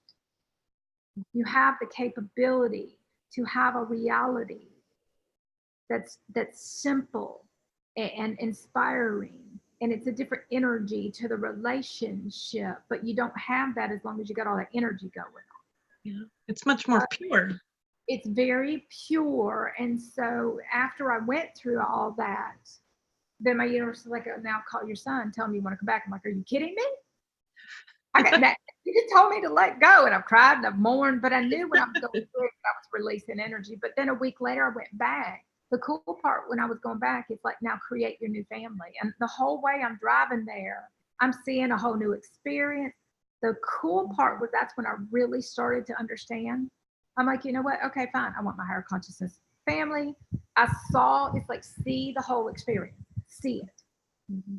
And so I actually saw him walking out to the car. I carry my crystals everywhere, help me unload my 12 bazillion crystals. And the funny part, not really, but I'm making a point about shifting on a multidimensional level from one reality to the next, was that when I got there, usually I park in one place. Usually I have this, and it's like, you have to change the reality yourself. See a different reality. And then when you get there, the one whose heart is open, that greets them from love, you lead the way. You're the one that sets the stage. And so everything I saw inside, when I got there, I had to play it out from inside of me. Does this make sense? Yes. And so the cool part was everything I created when I rolled up, the place I usually park, I couldn't park, I had to park across the street. I saw them coming out and greeting me at my car, which never happens. Here they come. And the actual reality played out exactly, because all you're doing is connecting to a higher dimensional reality that's already occurred. Yes. And so we don't have that capability if we're holding on to all the old realities. The beauty, I walk in, there's Eckhart Tolle and there's conscious books that were never there, and they're showing me vision boards. I'm like, who are you people? I couldn't have gotten that aspect of my family, and this is key, because the aspect of me that was present was still the old one. Yeah. And so when we start to understand that what we're letting go of is, you're letting go of all the old attachments, cords, ways, the whole relationship's going to change. It's going to be a much higher aligned, conscious, loving, kind, respectful. But if we can't do it inside on our own, then we have to actually go apart, because it's the only way we can accomplish that. Does that make sense? Yes. And so the reason I say that is, there are a lot of people, the more energy we hold, the more time. Okay, so here I'm going to equate time energetically. For us, we just give each other space. It's respect. Humans need time. Time for us is space. We just go apart as long as we need. I can actually not see somebody for a year or two and have no clue that 2 years has passed. Right. Somebody the other day, she's like, you don't miss people. I said, no, I don't miss people. The moment you walk out of my reality, the whole reality closes out. I have 12,000 realities that open up, and I'm on into these. That's not even a reality for me anymore. What we start to understand when you function from a higher state of consciousness is if you're meant to be in each of those realities, you will. Yeah. If you're not, you won't. If everybody's aligned on a soul level through higher states of consciousness, then you're consciously going to be creating, and you're invested in the relationship with your energy. And so it's going to be a very different, you want to come back together because you're inspired. Yeah. And so what brings us back together isn't lack. What brings us back together isn't cords of attachment or need. What brings us back together is excitement and inspiration and creation. We have very different realities. When somebody leaves my reality, they will return if and when it's highest aligned. I have a stipulation for my reality. If it's not highest aligned, don't bring them back around. They don't ever come back around. And so your realities get really easy when you're working through consciousness. When you are letting go. When it comes to families, if I wake up and it's like, call your son, I call my son. If I wake up and I have a message from my son, I call my son. But when I first started coming through physical body ascension, there's a part of the process where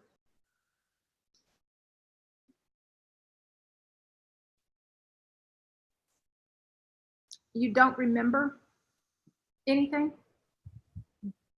And so when people are not in your current reality, you almost forget they exist. It's a very weird part of the process of all the timelines and memories dissolving. And what happens is then you live spontaneous realities, that what brings you back together is because you really enjoy each other and you really care about each other and you really want to come together. There's no lack in need.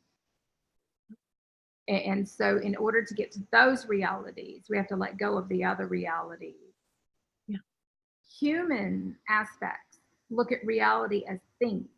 We look at realities as energy. So it's a different way of seeing reality, if that makes sense. Yeah. And Lisa, I want to flip this because we were talking about people we love and care about. What about the people in our lives that we don't want in our lives? How can we approach that? What you just said? Mm-hmm. There is a huge difference between human love that comes from lack and need. Yeah. And pure love that has no lack and need. Yeah. So when you say we're letting go of people we love, which love is it? Right. We're letting go of that human aspect of the love and bringing in the universal, expansive love. Of respect. Mm-hmm. Of respect, yes. Mm-hmm. Deep sacred respect and connection and caring. And so we actually have to, there's a very distorted version of love for humans. Love's all twisted and messed up. Yeah. And so we don't even understand love. When we're met with pure love, it actually triggers all our stuff. It does, doesn't it? That's kind of the point. I would agree. But now, what do you say about the people that we don't? Well, we have a few different questions that are similar. Cool. And one of them, and if I was to like mold them into one, it's like, all right, so coming at love with a new mindset, an expansive, universal, the force of love rather than the limiting human love. The power of love. The power of love, yes, very good. So I think that's key, because that's sort of where we're hanging out here. But you know, it's one thing to talk about people that we want in our lives. What about people that we don't want in our lives? I'll give an example. So like a custody battle, perhaps. Someone who's in, their relationship shifted and now there's a divorce or a custody battle or something like that, where these two people are still integrating at some level together, and yet it's very unpleasant. It doesn't feel good. It feels horrible. There's all this doesn't feel good going on. Okay, yeah. So here I have to be very direct when we're talking about some of this stuff. Good. In order to make a point, when we're dealing with ego stuff, we basically have to go to the core programming, which takes on a different energy within itself. Okay, for when you said the words, they're in a battle, that's your first sign. Okay, good. The ego battles. Okay, all of this. When we start to understand the difference in the dimensions, the whole 3D reality is an unconscious karmic one. So everybody's playing out ego in 3D. Okay. It's really about elevating our consciousness out of a 3D mentality or energy and expanding, opening our heart. Somebody's got to take the higher road. Otherwise, you're always going to have an ego battle going on. And what it is the ego battle is because somebody's feelings got hurt. You really want to look at the energy of the whole thing. Okay? We're playing out unconscious reality when we're playing out karmic timelines and 3D realities. Now, first, for each one of us is to go inside, find the program. Go inside, find the energy. Go inside, find it, resolve it, dissolve it yourself.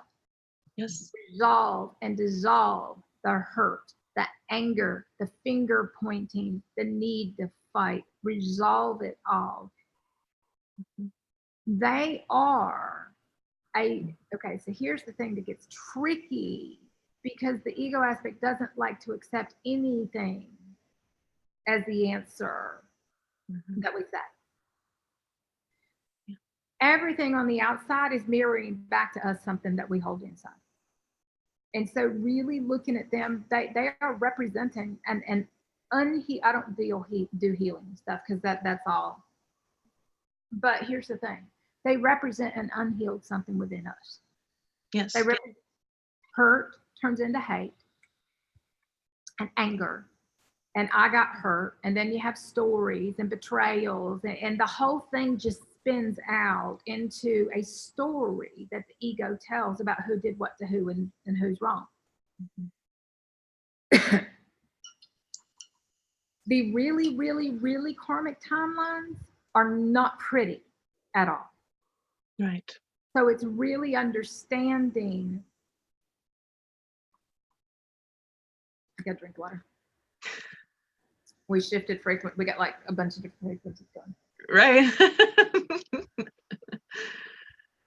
Now we have lasers that actually go straight for veil removal, which is kind of cool. Okay, so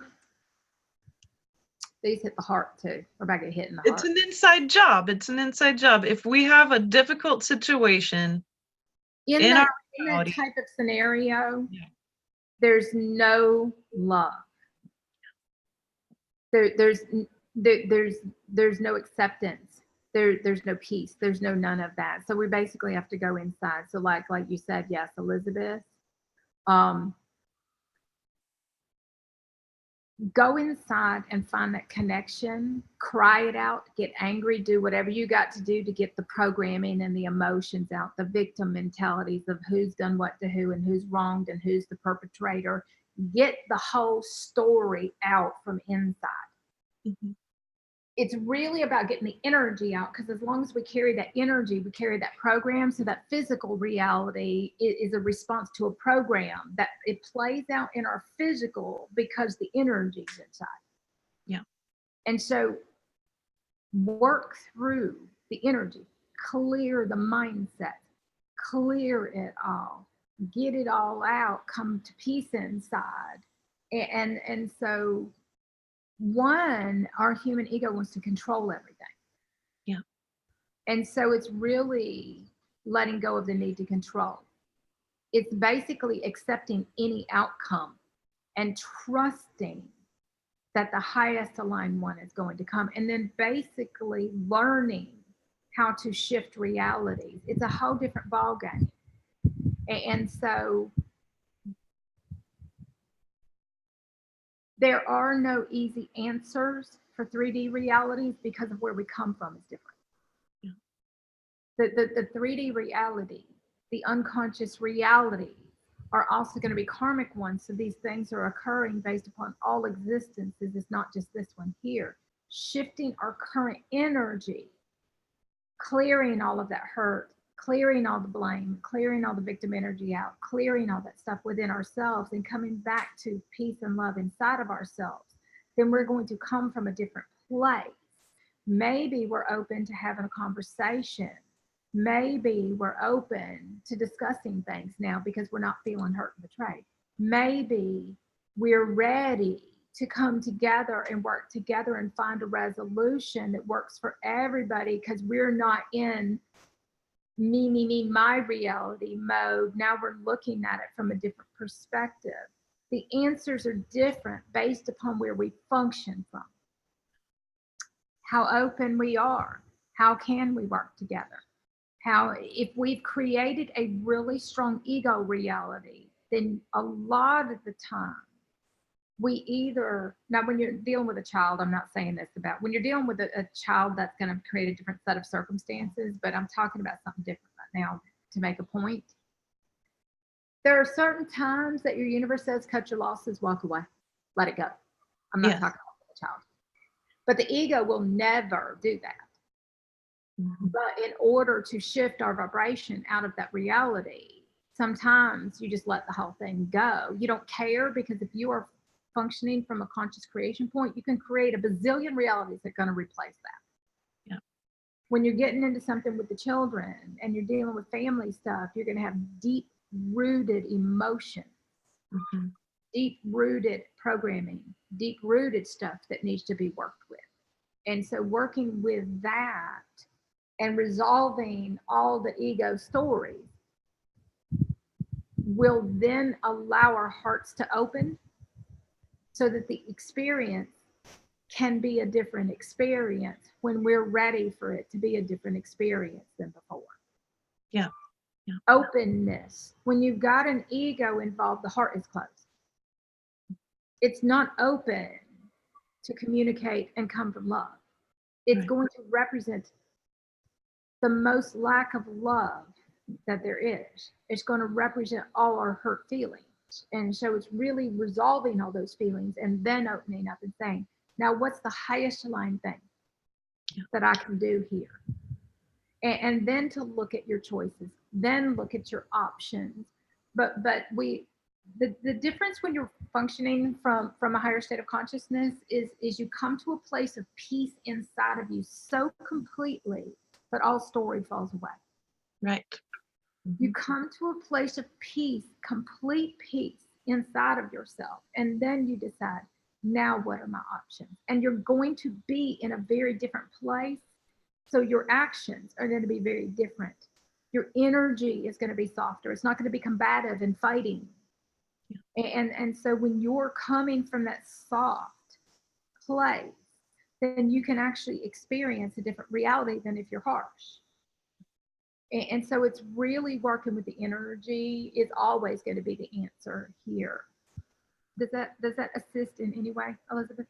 I just really love how you laid that out. It's very beautiful. It's exactly what I would have also said, so it's nice. I love that. Yeah. We have a couple of body questions. Cool. Very interesting around weight gain. Several different people have had all kinds of kind of crazy weight gain, physical transformations, even painful ones. Yeah. And it's a part of the process. Yeah. And so can you just kind of give people a hint? What are they looking for in some of the physical things that are happening to them? What are they looking for to know that, for example, a sudden amount of weight gain is actually part of an ascension process? What are the clues that that's the case? Okay, hold on. You shifted on me right there. What are the clues that that's the case? Okay, so here's the thing. Everything is multidimensionality. Everything is essential. Yeah. So the clues that that's the case, everything is. Everything's all the clues. So once we actually get out of, somebody wrote me the other day and said, I wrote this article about acceleration, and they're like, are things going to accelerate? Yeah. Yes. And the reason I say that is going to accelerate. Time, losing track of time is going to accelerate. I mean, suddenly, what month are we in? Right. Yeah. Exactly. All of that changes, right? Okay, so here's the thing. Once we understand that everything is this, it's more understanding how it fits into this. Now, the biggest thing is that you don't want to get too caught up on things, because then the ego comes in and gets in the way, and then you start the spin cycle of non-acceptance. Right. Okay. When it comes to the body, I have to explain this from different, because there's so many different light body phases. Then each phase is different, and weight is different in each phase. Mm-hmm. So I have to explain the human carbon-based body when it packs on weight versus the light body when it gets bigger. It will gain weight, but then it will drop weight, but then it will get bigger, but it won't gain any weight, because then it's about how much light quotient and physical matter to mass ratio, which is different. This is about density. This is about light. This is about gravity. This is about things that are completely different than the old ways. Okay. Carbon-based human body, the human reality. When it's time to go through ascension, that means that basically your human reality is coming to a conclusion, and then you're about to move into a soul-aligned reality. Okay. Well, the human says, but wait a minute, I'm not done with my human life. And it just keeps trying, because it has this perception, this whole 3D template of what life is supposed to be like. There are a lot of people that, there a lot of people get into judgment about who's awake and who's not. Well, until those codons activate in their DNA, it's not time for them to wake up. Yeah. They'll wake up when they're meant to wake up. But if you will, those of us who do what we do it because we're actually able to transmit the codes that activate where those codons are held. Yeah. And so we understand we do have a capacity, all of us, to awaken through activating those light codes, because we consciously can activate those light codes on purpose because we have the ability to do that. Does that make sense? Yes. Now, physical body density and weight is different than size. Mhm. The first thing to understand is the human ego aspect wants to control the body, wants to control weight, wants to control size. It has a perception of how the body's supposed to look and act. Mhm. None of this will fit into that. None. You basically have to throw all that out the window and love and respect your light. Start calling your body a light body. And if you're like, well, I don't have any light, well, that's your first sign. You do have light. You got to bring it forth from within you. Your light is what generates inside of you. Your light is what runs your body. And your carbon-based, the carbon-based body use things for energy. And what happens, or suppression, or angers. I was trying to say emotions and anger came out. Okay. My brain was there, my mouth was here. But here's the thing. Look at it this way. Emotions create energy. Yeah. When somebody's angry, they're fueling their body. And so it's really understanding fear. That the human body will actually run on fear. Yeah. Fear of loss. Let me get busy. Fear Mhm. is a motivator. When you don't use fear as a motivator anymore, then you won't need fear. And so emotions, the human body runs on emotions. We don't, our human body runs on love. So we don't have the same emotions. Ours runs on inspiration and joy. Yes. And so ours, the light body runs on different emotions, if you will. Mhm.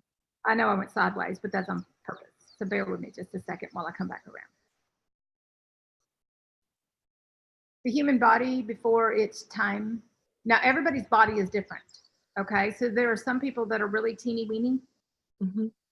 Me, I ran the gamut of everything because I had to experience everything. And so I went to the extreme of being off the charts, heavy to teeny weeny little. I did both extremes.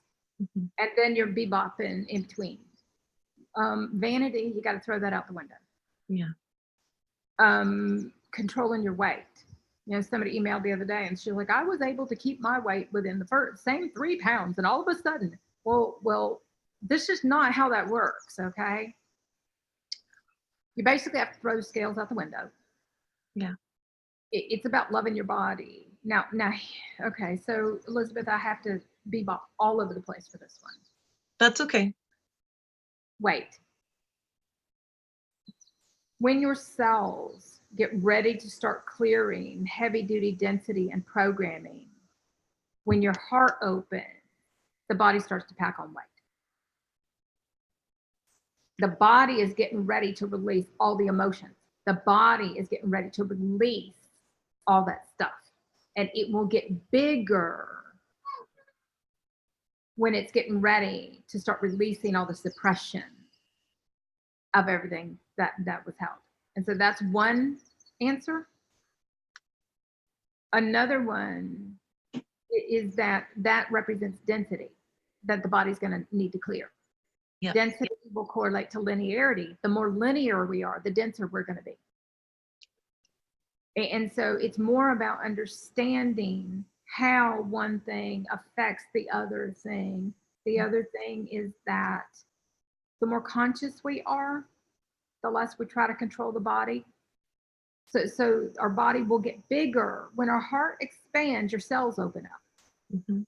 Well, if you're carrying a lot of emotions and stuff, then your body's holding on and it will get bigger and bigger and bigger until all that blows. I'm trying to make different scenarios here so people can see. Yeah. Okay.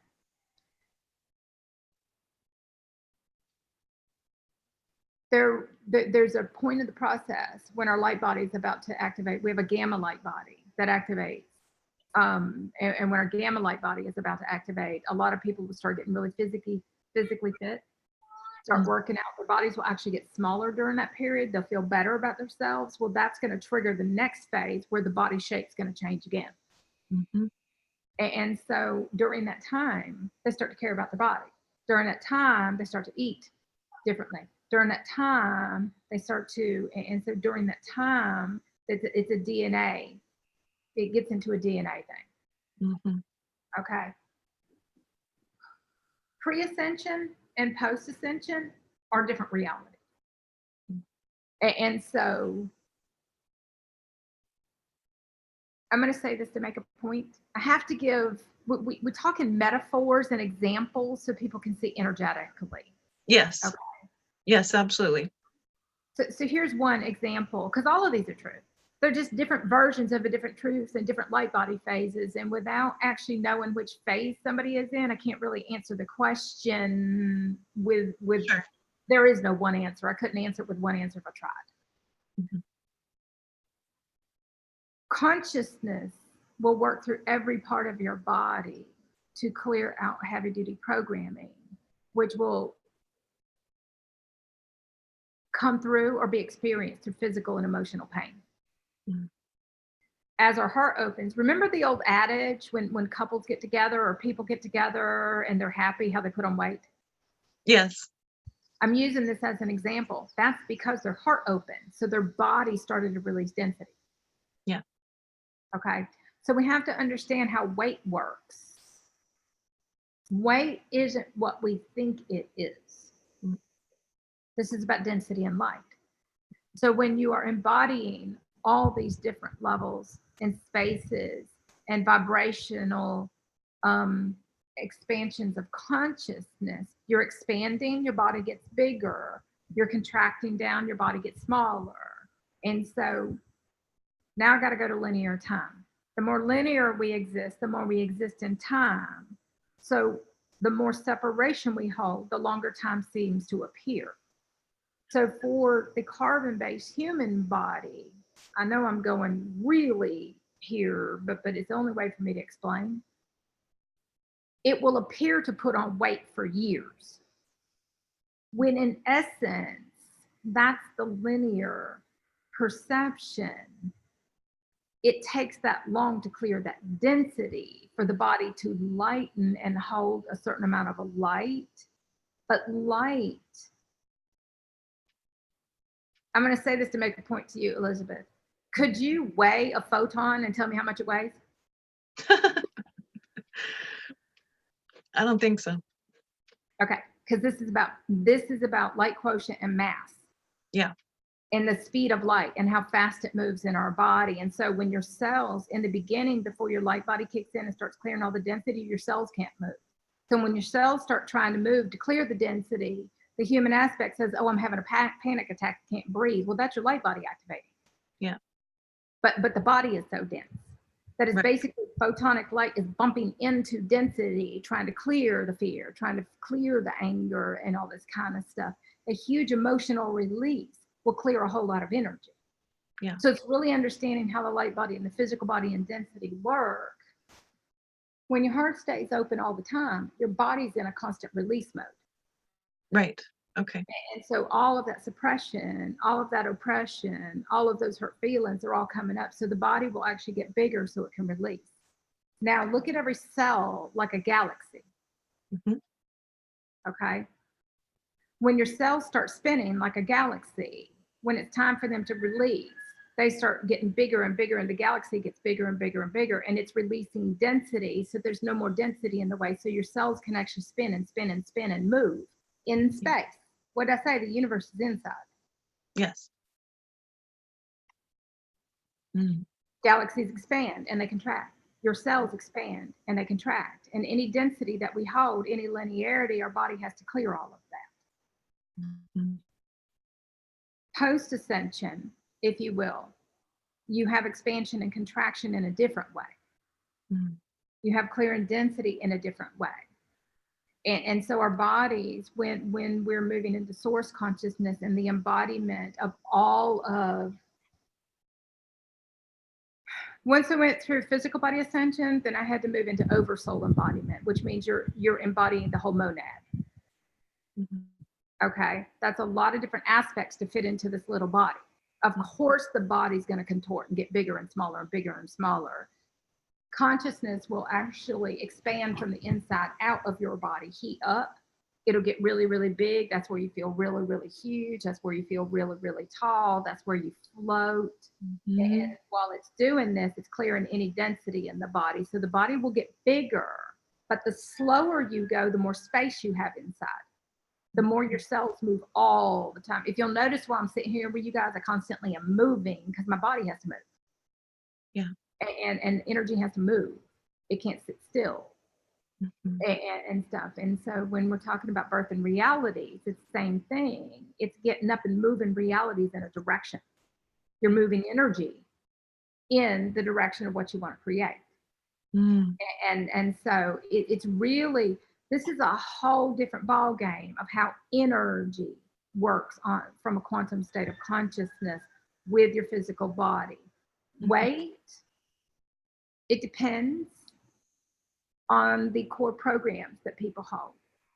Those who are very physical focused, or if there's greed, or if there's a lot of selfishness, then they'll have a different physical body experience than somebody who's walked around their whole life with a heart halfway open.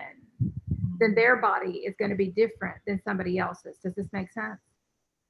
Oh, yes, absolutely. And so our body actually correlates to different levels of consciousness. I have gained and lost, gotten bigger, gotten smaller. And so when I first started coming into consciousness, I'm like, okay, universe, I could just envision the weight I wanted to be and my body would drop the weight. It was really cool. Yeah. But it was also my initial light body phase, because once you get into crystalline content, then your light body is going to change. Once you get into plasma energy, then you actually start getting bigger. But there's so much space inside, you go really, really slow. You function from a really slow, it's a very methodical and very in tune, full harmony inside, full presence inside. You're not hurrying because you're not bound by the linear constraints of time. And so your body has to constantly adjust in order to hold your consciousness and clear density. But then I would have to go into a bunch of other things that it is. Right. Only because it's such a vast process. It's a huge topic here, but thank you. You've done very good at giving some clarity to the pieces here. I think that's very useful. It's more about loving your body.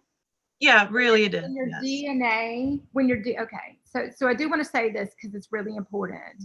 When your light body kicks in, it actually uses food for fuel. It will start burning at a ridiculous rate because the spin cycle of your cells are going so fast. And so the foods that you will starve to death and eat, but you won't gain any weight. You'll actually lose weight. It's the opposite. So our bodies function very differently when we're going through our crystals activating and our light bodies start to go offline. When your body starts to go offline, you're not able to process. You're like a computer processor. You can't process at the rate that you do normally. And so what happens is during that time, your body's going to feel heavier. Weight becomes how you feel, heavy or light, and it will correlate to your reality and what's heavy or light in your reality. And so your body will actually put weight on and get bigger to clear all the things within you and in your life that are heavy and weigh on you. It has nothing to do with weight. It's about consciousness and unconsciousness and the stages of the light body and what your body needs for food or sun charging. Your weight changes based upon the dimension that it occupies. The higher you go, the bigger your body will get for a while, but the slower you will function and the less you don't actually weigh as much. So weight, that'll teach you to ask me a simple question, Elizabeth. Amen to that, right? Good. Okay, let's try a different question. Let's try one last question here. Yes, ma'am. Let's talk about meditation. Okay. That's musical. Because I think, you know, we had a really interesting question about to what end, why would people even want to birth these new realities? And I thought that was really telling, because when we're in that new reality, when you're in a quantum state of consciousness, you're simply here to allow and surrender all that unfolding, all that service to occur, and it's going to change every moment. And so there isn't a to what end anymore. There's none of that. It's all one thing. And so that's something that I saw come up. And then that led into also another question about, in a quantum state of consciousness, is meditation still useful? And I'd love to hear what you have to say about that. Okay. I'm gonna try to keep it simple, but I still have to go separate directions, but I'll try to be short. The more masculine energy we hold, the more unconscious we were, the harder it is to meditate. We actually have to move. Yeah. So I'm going to say this to make a point. There are a lot of us that didn't meditate well. I couldn't meditate. I had to move. Well, movement, cleaning, working on the car was my meditation. Exercise. So it's more changing the way you see meditation to be. And I actually threw the word meditation out because it became sacred space and deep connection for me. You can stay deeply connected in a state of consciousness no matter what you're doing. The reason for meditation is to establish that connection, and we meditate to establish the connection because we're not able to do it any other way. So what happens is meditation is a starting point to connect with divinity, to connect with higher states of consciousness, to access other levels of consciousness that we don't have access to, let's say, if we're busy throughout the day. And so meditation is a way to bring balance and connection and opening up and listening. It's not about the word, it's about the experience. It's about what's occurring during meditation. And so, I observed for years, a lot of people, they pray. Well, when they're praying, a lot of times they're not listening. It's a more talking or saying what you need, or some of us in the beginning, before we actually were able to maintain that connection, we would pray when we'd get desperate. Yeah, me too. I know, that's how I learned. Is because I didn't even believe in anything, but all of a sudden when I'm hitting rock bottom, I'm praying. And it really showed me why I had to keep going to rock bottom, because that was the only time I'd opened up to pray. And I would pray out of desperation to get me through this. The thing I started understanding when I kept repeating certain cycles, because you want to pay attention, as I didn't understand why I kept getting to that desperate place. Well, that's because every time I would get through it, my heart would close again and I'd go unconscious again. And so it took desperation to get my heart back open. And so this is a two-way communication. This is a surrender of our ego to open up to listen to higher consciousness directions and instructions. Our masculine energy doesn't want to listen. Our ego doesn't want to be told what to do. And so it won't actually do those things because it doesn't want anything to change, and it doesn't want to do any of this. Mm-hmm.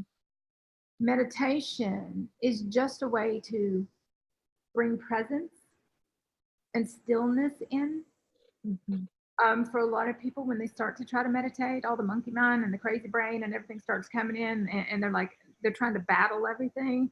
This is so you can actually hear. Yeah. This is so you can come to that place of peace inside. This is so, and there's different types. It's more understanding what we're doing. Does that make sense? Yes. All things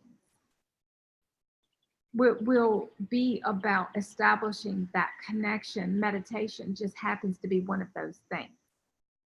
For a lot of people, the only time that they will connect is if they stop and go meditate. But then when they stop meditating, they disconnect again.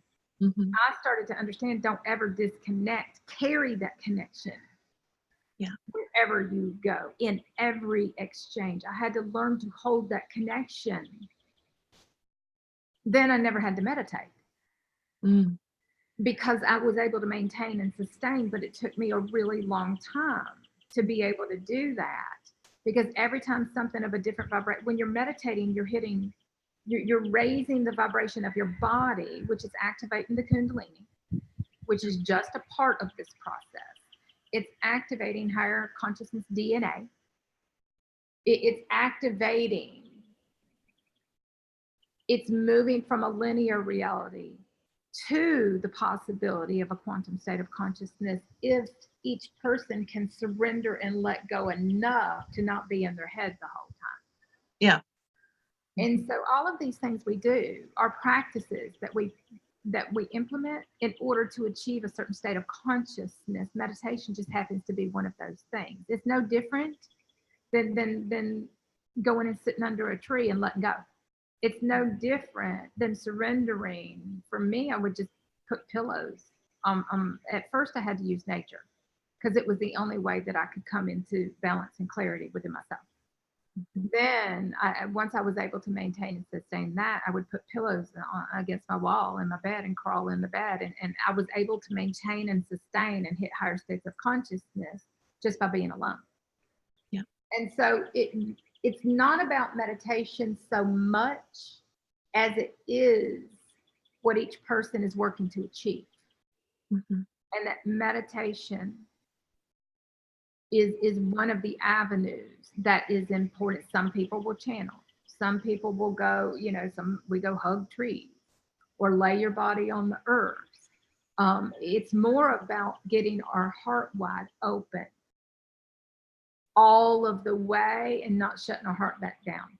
Our heart means we're going to be listening, means we're going to be in tune, means we're going to be open, means we're going to be engaged inside, means we're going to be in a very different vibration than we were. And so this is about getting the body to a higher vibration. And meditation is one of the ways that a lot of people will do that. I did meditation one time and I had this really profound experience, but it just wasn't my way. But I will say this, the less we can meditate, the more we have to sleep. Mm-hmm. Because we have to shut down so that our body's consciousness can raise. And so if we're unable to meditate, what I started finding was every time I tried to meditate, I'd fall asleep. That's because I was too linear. Ah. And so sleeping, we didn't understand you sleep to wake up. Right. We didn't understand that you're literally anchoring dreams into your physical reality here through accessing the higher dimension and anchoring all that knowledge and information here. And what happens is you start to actually walk in the dream. It becomes very weird, bizarre, and surreal. Yeah. And so all the things that used to be in the dream state, you get prophetic access, you get all of these things. You get the capability to see other dimensions and other realities and call them forth to be your reality here. For those of us, all of us who are able to maintain our highest state of consciousness, you're seeing all the realities that have already occurred. And so you're actually getting up and accomplishing the things that are already real. But they're imaginary. Yeah. And they float around. And so we live a very different existence than the old ways were. And I went from one extreme to the other. I was really linear, lived in really fixed mentalities and really fixed boxes until it was time to wake up. And then all of that got obliterated. And I'm kicking and screaming the whole way and got drugged through it because I didn't understand. Yeah. And then there comes a point that we stop fighting.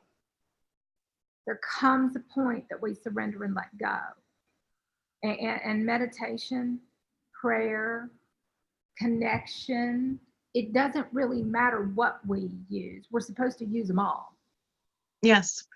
We're supposed to do anything that helps us raise our vibration, that helps us achieve a higher state of consciousness, that helps us live from that higher state of consciousness over the old way. Yeah.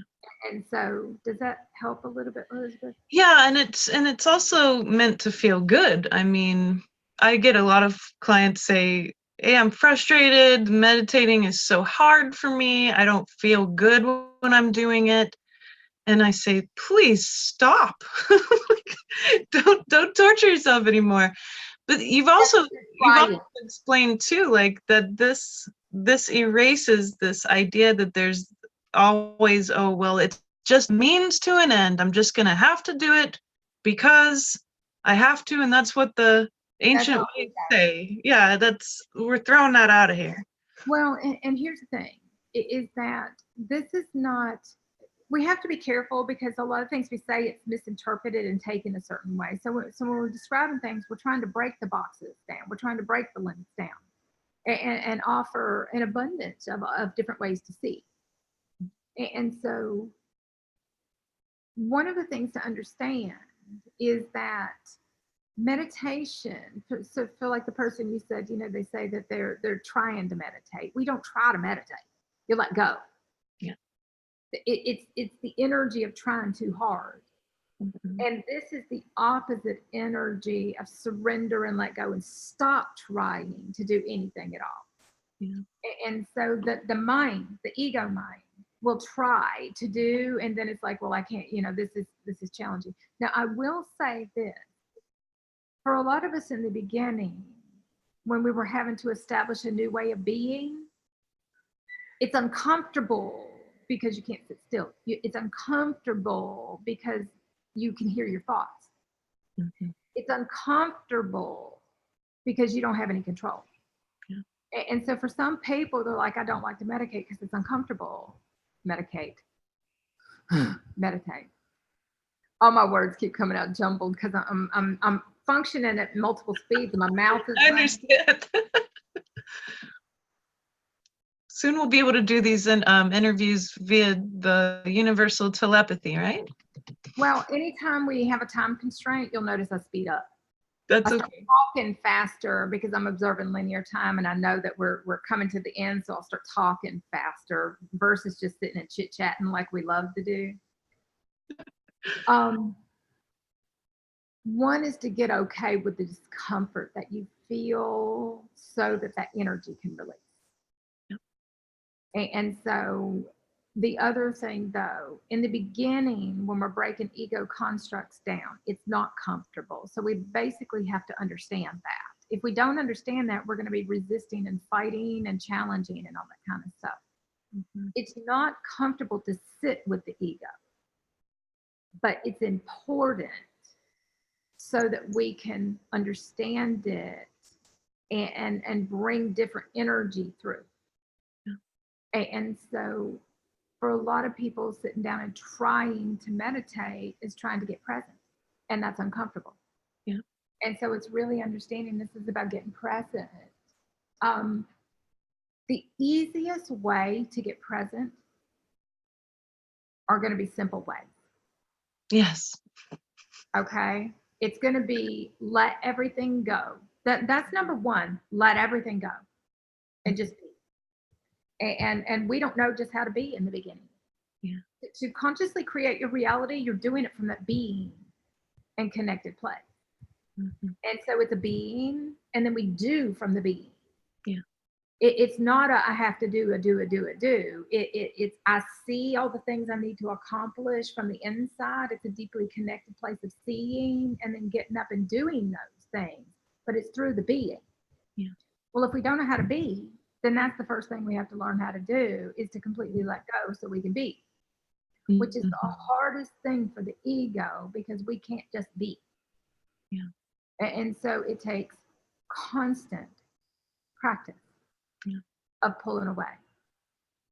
Nature will always support your highest vibration.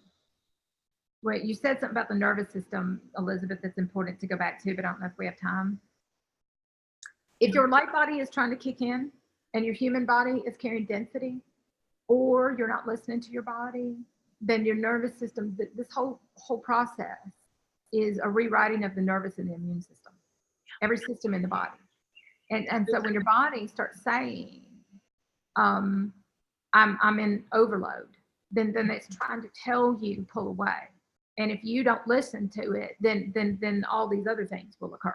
So it's really starting to listen to your body when it's telling you, I have a ridiculous amount of light current running through my body and my nervous system's rewriting, but I need you to pull away and shut down because all those vibrational interferences are creating a distortion within the field.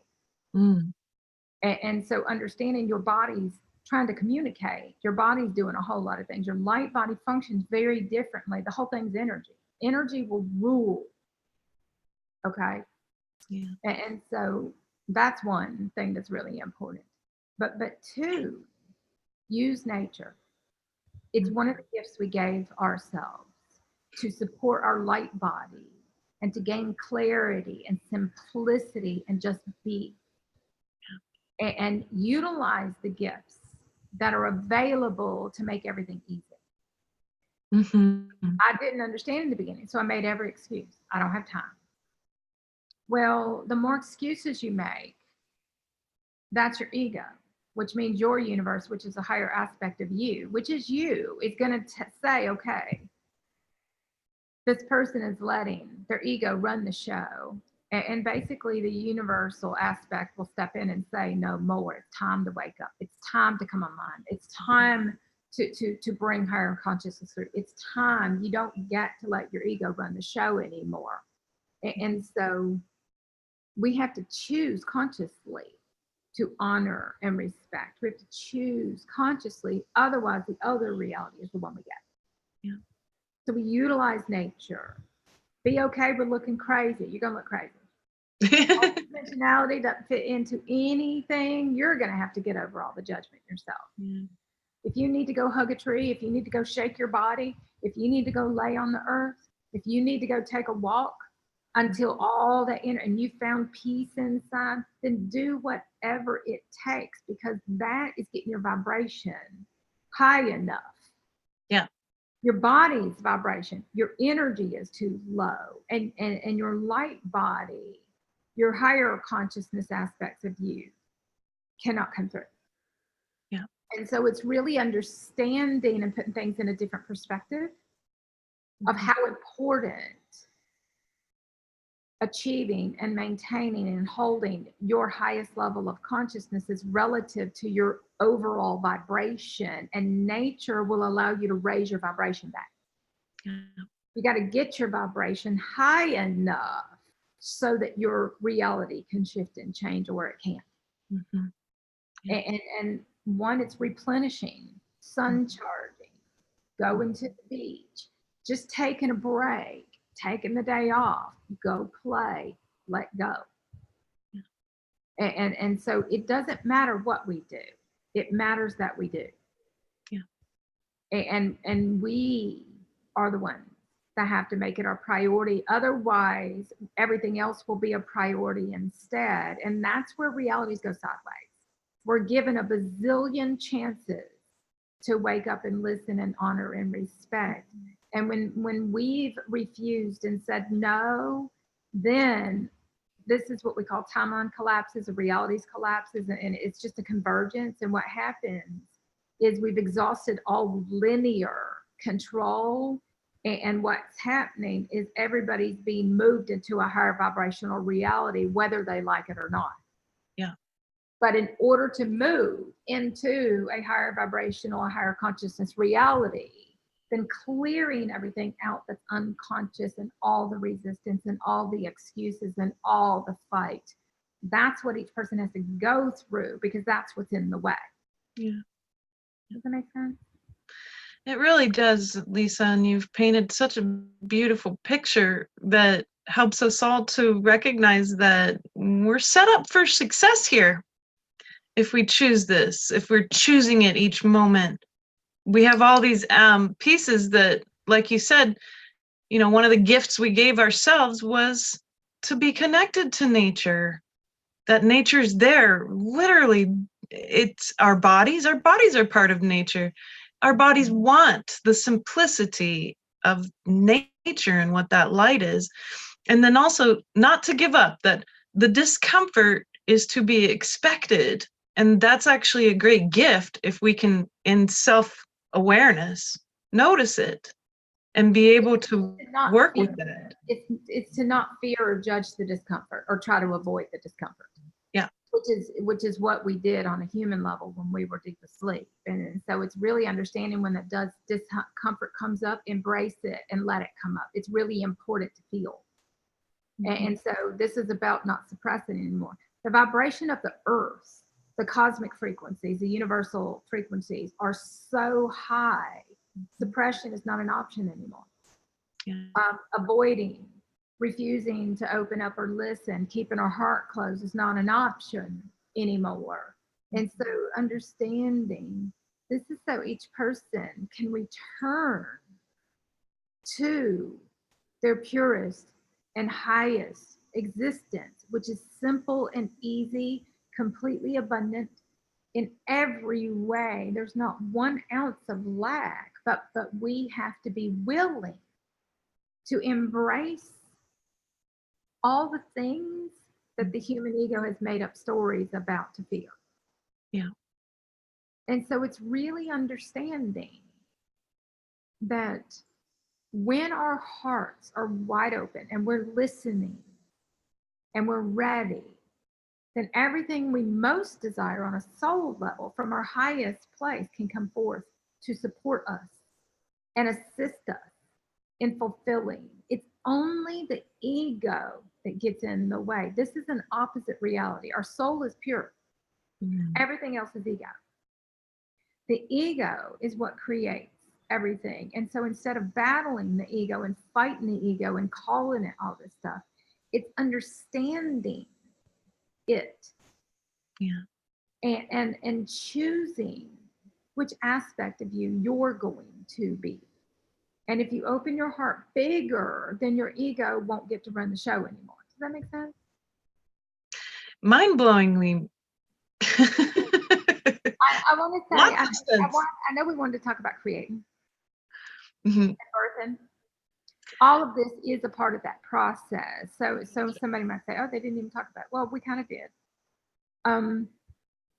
But here's, when we talk about birthing new reality, it means completely being ready to embrace with excitement all new realities that you're going to create and build through your deep inner connection and your joy, through peace, through love, through unity consciousness, through all these things. It's going to be each one of us bringing forth from inside of us mm-hmm. the abundance that we are. And when we live from the abundance that we are, the abundance that we have, then we can utilize all of that to create and bring forth more. But if we're living in a mindset of lack and I can't and I don't want to and resistance, then that is going to create constrictions and constraint. And that creates limits to live in until all those limits dissolve or fall away. And so it's really understanding what we're embracing. Yeah. We're embracing sovereignty and not from the human's way. We're embracing no linearity. We're embracing freedom, joy, yeah. magic, bliss, the amazing thing by moving through everything that isn't and letting it go. And it's a complete reprioritizing of our realities, and our whole value system changes too. Yeah. The organs in our body, everything in the body, while a lot of people are going through all the body stuff right now, is because their value system, their new earth template is being activated to come online. And so when you're going through template wipes and template rewrites, then it affects your physical body in every capacity and your physical life too. And so it's really understanding that if each moment is conscious, then you're building and creating a reality that's already occurred. Yes. So if you're building and creating a much higher vibrational, if you will, a more soul aligned reality that's built on the new earth value system of unity, love, consciousness, and a deep sacred respect and connection, then you're building and creating a reality kind of like a platform in a house. Mm-hmm. You're constructing a whole new reality where the structures of your realities are not going to collapse. Yeah. Mm-hmm. And so we become the builders, we become the creators, we become all these things. That if you look at your, I'd have to go into a bunch of other things to explain this, but I'm trying to keep it short.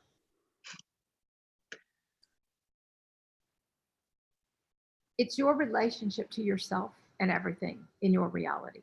It's your identification with yourself and everything. And so observing all of these things and understanding all, it's a revamping of our whole reality from the inside out in our relationship with everything, and what we're invested in and what we care about and how we treat each other and our behavior. And that we're all always going to come from that highest place, which is very pure. That is what affects reality. Yeah. Consciousness affects reality. And so if you're unconscious, then it's a different reality. Yeah. And it's really understanding that you're going to receive a vibrational response to whatever you are living from inside. And so understanding that each one of us, our highest consciousness realities bring the most joy, bring the most ease, bring the most simplicity. They bring everything.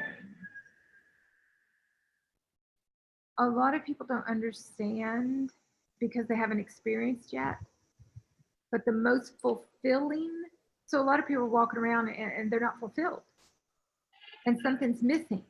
Mm-hmm. And they're seeking and they don't understand. Living a soul-filled life is fulfilling your highest everything. It's having a higher purpose. Everything has a higher purpose, which means everything is fulfilling that you do. Yeah. And so it's fulfilling to fulfill your soul-aligned reality, because then it will eventually equate to you living your dreams that you don't even understand exist, because a lot of these we can't see. Right. And so it's really embracing and being fully responsible for our energy and letting go. The judgment will keep everybody in what we call a prison reality. 3D is a prison reality.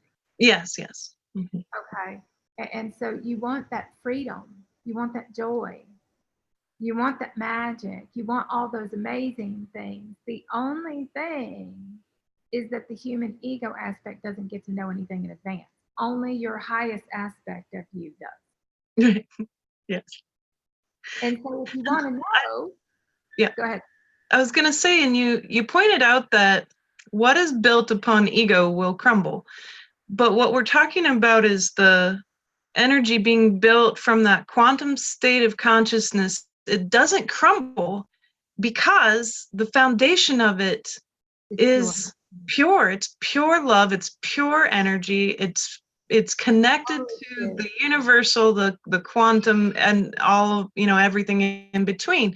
It can't crumble. And that's what's so cool about it. Matrix to it. Yeah. Mm-hmm. Very different structure altogether. It doesn't crumble, it shifts and changes in every nanosecond. Yes, it's alive. You're moving through the flow of everything as everything shifts and evolves and changes. Consciousness constantly moves and it changes shape and form. So it's constantly doing this. And so the human ego aspect is going, but wait a minute, there's no footing. There is no footing. Yeah. The thing about it is it's a new foundation. So for a while, it'll feel like you have no footing because you're actually laying a whole new foundation for your realities that are higher aligned once that foundation is stable inside of you, the foundation of the reality is stable too. Mhm. And because it's created through universal and cosmic and higher aligned and soul consciousness, then every moment is energetic and you're always in tune. And so nothing is happening that you're not completely synchronized with. Yes. Nothing. And you also don't let things get out of vibrational alignment anymore. Right. And so because of that, you read everything energetically. So as things start to occur, you're going, oh, I see the energy. No, I'm not going to take that reality. You're not taking unconscious realities anymore. You're not creating unconscious realities anymore. You're not opening the door for unconscious realities anymore.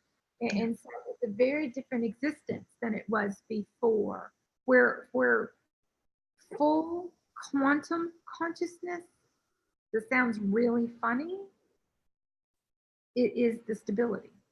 Yeah. Which has no linear stability whatsoever because it's all geometrics and codes, but it's lived through you. And so the transmission, the vibration that you're transmitting out is pure. So your reality that's being returned is pure too. Mm. And so a pure signal actually can activate a reality to come forth faster and easier. It's all the distortions that create the chaos. It's all the distortions that go out and say, return this reality, and then they all show up and they're all distorted because of what we are transmitting out. So when you clear those distortions within yourself, then you're not sending out mixed signals of return all these discordant realities to experience. Does that make sense? Yeah, full body universal harmony. When you live in that purity and that harmony, your every choice, your every action, everything is highest aligned. And therefore, what's being returned is highest aligned too. And so the experience is beyond beautiful. But each person has to allow this. It's what we allow. And not only that, realize it's what's going to bring the most joy. And from that, you're going to create from the joy. You're going to create from the inspiration. You're going to create from that place. It's where we create from that matters. Where you and I created from today. It is. Yes, just for pure bliss, inspiration, all of that. And love for humanity. It's a higher consciousness. And love for humanity, exactly.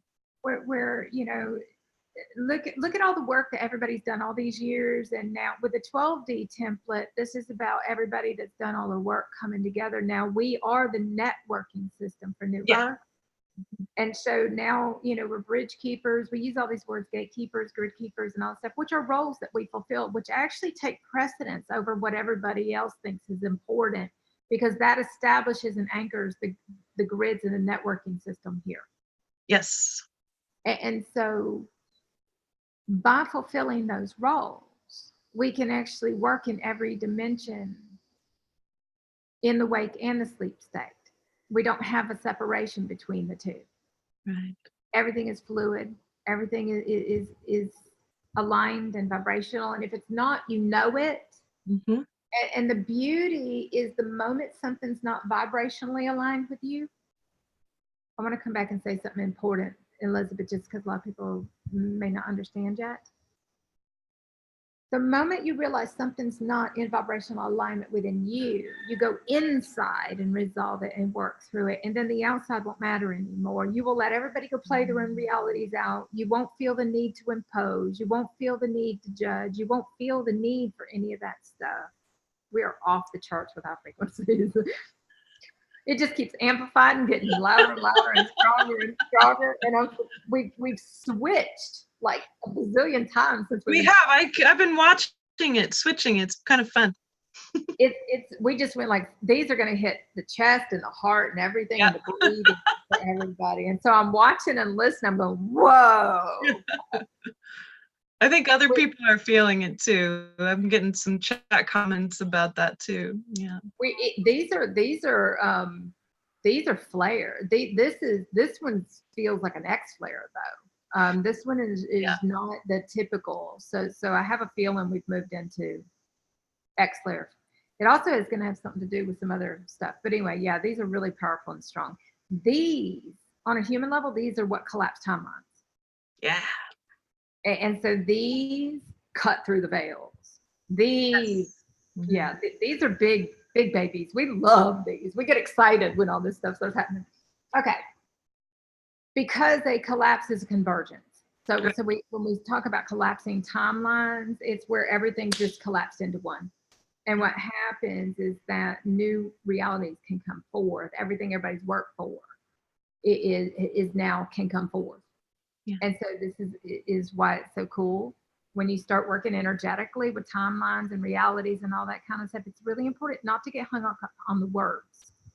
The ego is all hung up on the words, and it turns into a battle, and then it's like this whole judgment thing going on. It's really about realizing everybody's capabilities on a quantum level are huge. That working through our own expanded state of consciousness, through heart consciousness, through a unified heart field, through the unified field of consciousness, all these words we use are just to describe the energy, to describe the connection, to describe processes. We have to use a lot of words because we're breaking matrices and creating new matrices that replace the old. And so the Christed matrix has a different geometric. Each template, dimensional template, has different geometrics and schematics that are actually come into play.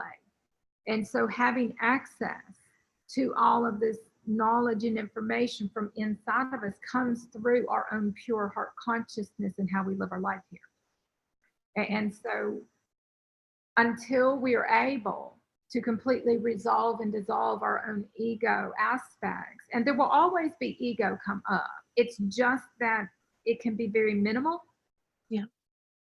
It might be an emotion that you clear and you just, give it a while or a day, and then it's gone and you moved on and you don't even care, but you can keep doing other things. When you function on a multidimensional level, you're able to be in all these different dimensions simultaneously and function and do all these different things here too.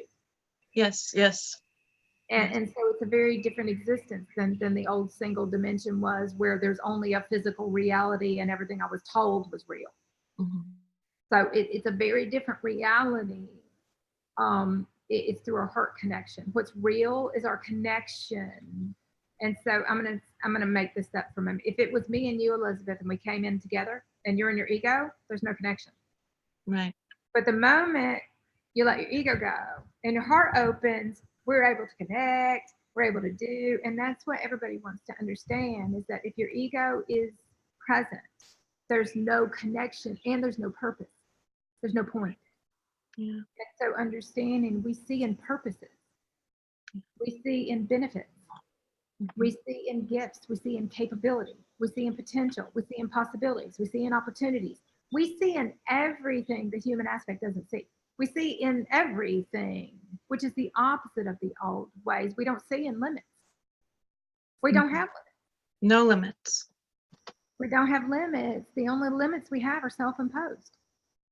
The only limits we have are the ones we keep believing. The only limits we have are the ones we keep allowing. The only limits are the stories we keep telling ourselves. The only limits are the ones we're placing on things because of our value system. We have to revalue everything. Yeah. And so it's a very different place and space to be from. All right. Sure. I had something I was going to tell you, but I can't remember now, so I'll let it go. It was important. If it pops in before we go. Right. Well, with that, you've spent 3 glorious nonlinear hours with us. Did we? I can't even believe that. Can you believe that? Girl, that's short for me. Right? Like only 3? Thank you. We can be. We have so much, I know, that we can unwrap, and if you'd like to go a little longer, I think that'd be fine. But I'd like to come to a peak point. Mm-hmm. We go as long as it feels highest aligned. We go as long as if we feel that everybody's received what they need to receive and that we've shared everything we need to share, then I'm good. If we feel we got more, that we can always share more. There's no limit. We could be here for days. But if we have something that we feel is really important to assist with, then I'm okay. You want to go for a little bit longer? Sure. I'm feeling probably another 10, 15 minutes. So you gave me a linear constraint. My constraint has to do with pets and children. So I already knew. Okay. So let's do it. Since we know one question can take me an hour to bebop all over the world on. Beautiful though. That's called expansion. You're expanding everything. There is no one meaning anymore. There's never one answer, right? It's something that will most benefit through assisting with shifting or inspiration or creating or whatever the case may be. Well, tapping into all of the people who've joined us live and energetically, I think that people are really understanding what we're saying. So I'm just looking and I'm asking Source, what's a beautiful question we can expand on that would be most helpful, most in alignment? I have one. Yeah, go for it. It's not a question. I saw, as soon as you said that, I saw. Yeah. Embrace your dreams. Embrace your imagination. Embrace your creativity. Embrace. We don't understand when we start this journey that we literally are anchoring heaven on earth through our higher states of consciousness as we live it here. We don't understand on a human level what we're actually doing for a really long time until we actually do it. And then we look up one day and go, oh, wow. And so by fulfilling heart consciousness in service to the planet, to Gaia, to universally, cosmically, to each other, through our higher states of consciousness, then simultaneously we're also creating the reality that we most enjoy, but we don't even really comprehend to the magnitude and the degree. And so throw all your previous dreams, and I'm going to say this, but not really, throw everything you perceive. So like the human aspect will say, I really love an expensive car. That's not how this works. Focus on the experience, focus on the feeling, focus on the joy you're going to feel. Focus on the thing that would bring you joy. Focus on the dreams that will support you living a simple and pure and beautiful life while making a difference through just being your natural you by sharing your gifts and your abilities. Your natural and your skills. You know, we don't understand our skills are really important here. All the skills that we learned on a human level, we're going to turn around and use them. All the resources that we've gained, we're going to turn around and use those too. And so New Earth is a completely different, it's a completely invested reality where we're fully invested in it and we get a vibrational return. And what we receive is literally living heaven on earth from inside. And so the outside will reflect that back. Yes. Embrace your dreams. Don't discount your dreams. Anyway, now you go, but I saw embrace your dreams. I love that. I think that's exactly where we want to leap from. And you've pushed us off the cliff today. And that's exactly what we were here for. And the wings are the dream, right? So we're here to really fly with that. And I like to point out too, if that's okay, is that with that embracing, the full embracing of the dream, the experience, the feeling, that's then of course translated into the material world. It's the material world will respond back to you when you've done the inside job. And that back and forth is what being human, a multidimensional being, is all about. That's what it's about. change it from material to the physical reality, because what happens is we start getting into particles coming into form. Yeah. And so you start working with dematerialization and rematerialization and things coming into material form. So what you said with the material form is understanding that the material form is always going to change based upon the current level of consciousness. And it's a vibration, frequency, bandwidth, and an oscillatory rate. And so what happens is every time I went through integrating a ridiculous amount of life, we would get hit. I'm like, okay, down I go. Sleep for 3 days. Get up. New reality. And literally the words were get ready. Physical reality is going to change. Get ready. Upgrade. And so the more light I integrated, the more my physical reality was able to upgrade in response. And so it's an upgrade. When you're going through the upgrades, if you will, for your physical body and clearing the density and sleeping and when you're sleeping, you're clearing linear stuff. And so when we're doing all of this, honoring and respecting the light body, our light body holds the codes for every reality we experience here. So if you're not honoring and respecting your light body, then those new codes can't take shape. And so those codes are geometrics and mathematical equations, and we get into quantum physics and we get into quantum mechanics and all this other stuff that's a very simple. It's simplicity because it's the language. It's the cosmic language. It's a universal language. It's how we see and understand everything. And so I didn't study anything. I had no clue.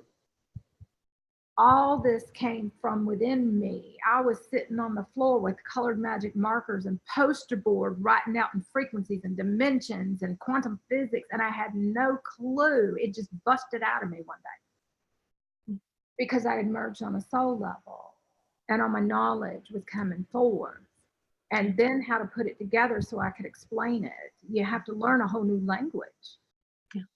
And so the physical world is a vibrational materialization that will constantly shift and change based upon the consciousness that we function from. So if I'm really, really unconscious and I'm holding on, then if that thing is removed, I can't hold on. So all the emotions will come up so I can clear so that I can be free to vibrate at a higher vibration, to move into a different reality where that doesn't exist, but something else can take its place that's more aligned. And so it's really understanding how some of this stuff works from a very different place. Our bodies actually vibrate at a different frequency. Literally. They function at different oscillatory rates. But it's more than just the body, it's your body and your field. This is your universe. This is your reality. This is everything, and it has to constantly synchronize and link up to everything, and it has coordinates. I used to hear the coordinates as they would dial. It's kind of cool. Now I just see them. But this is what I wanted to say earlier, Elizabeth. It's really important. Thank you. Is for each person to not judge somebody else's reality, to have complete respect for everywhere, everyone for where they are, everyone for what they're doing, everyone take responsibility for your energy, and you won't have time to worry about anybody else. Besides that, they're your mirror, they're your reflection. And so anything that's going on, it's also, though, to understand the difference between your immediate reality and a virtual one. And so if you're not experiencing it, one, inside of you, you're going to experience everything because there's an inner matrix that's got to be reworked. There's this whole inner everything that's going on, and everything's been unearthed, everything's been unhinged, everything's moving about. And so the human aspect won't like this part. which is really important because as that comes up, it's freeing everybody to be able to shift and move a whole lot easier. Yeah. And so realize that your experience is yours to shift. Your experience is yours to master. Your experience is yours to see.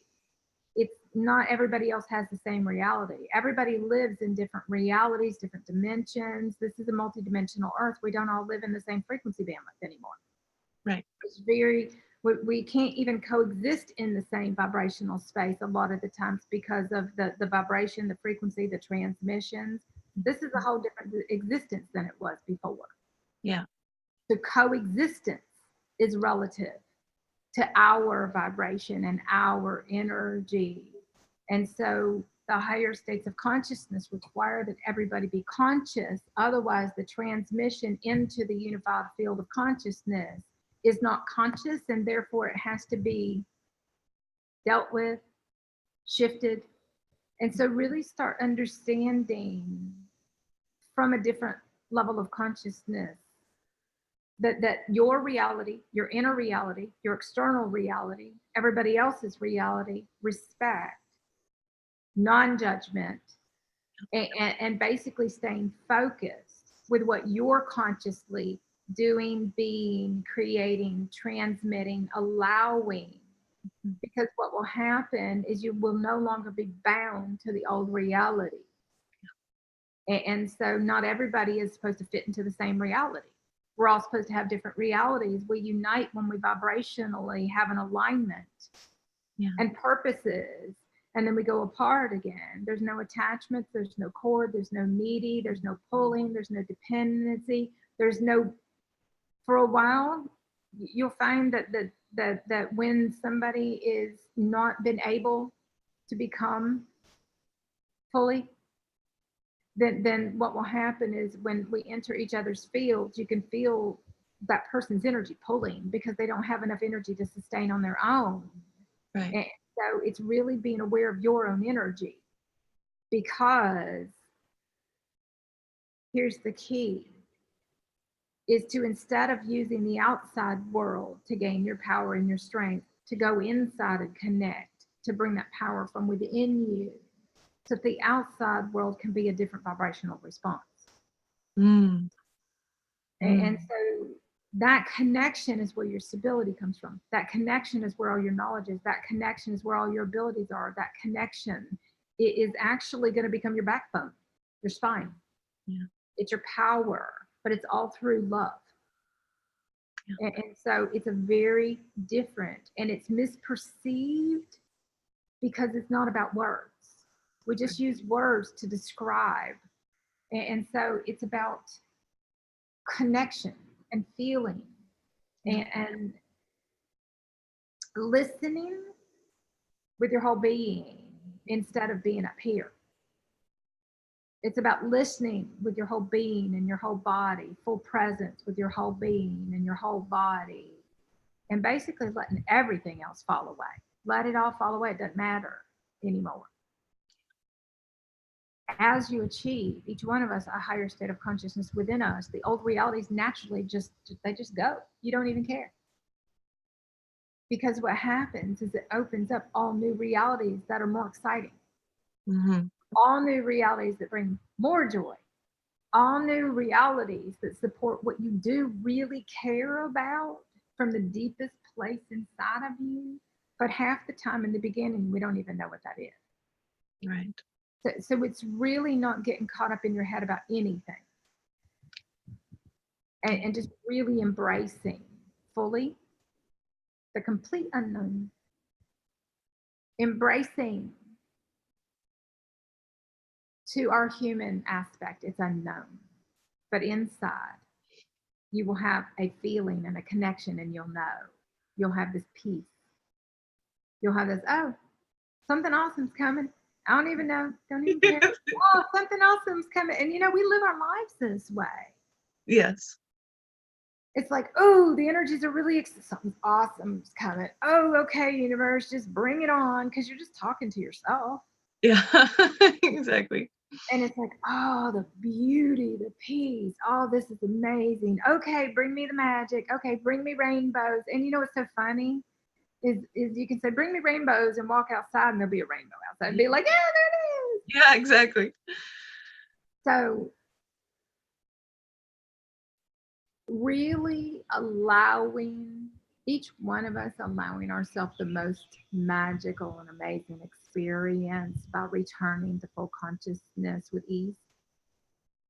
And to pay attention when each person is playing out duality and not living in oneness inside. When each person is playing out perpetrator and bad guy and everybody's out to get me and all the name calling, there's a lot of that that's going to go down. That's a part of the ego dissolution. That's a part of the old linear constructs of realities coming down. Yeah. But each person doesn't have to be caught up in that. It doesn't have to be their reality. Yeah. And so it's really focusing your energy and putting it into the things that bring you the most joy, that will also benefit and assist and support others. Yeah. It's about working from a much bigger picture than it's all about me anymore. Yeah. It's about working from a much bigger picture and seeing what's only visible when we're in tune and our hearts are open and we're listening and we're caring from a very different place. Yeah. And it's really being ready for simple. Hmm. You don't know how many people are like, Lisa, this is so simple. There's no struggle. I'm like, no. No. So easy. Yeah. The tricky part was we struggled for so long.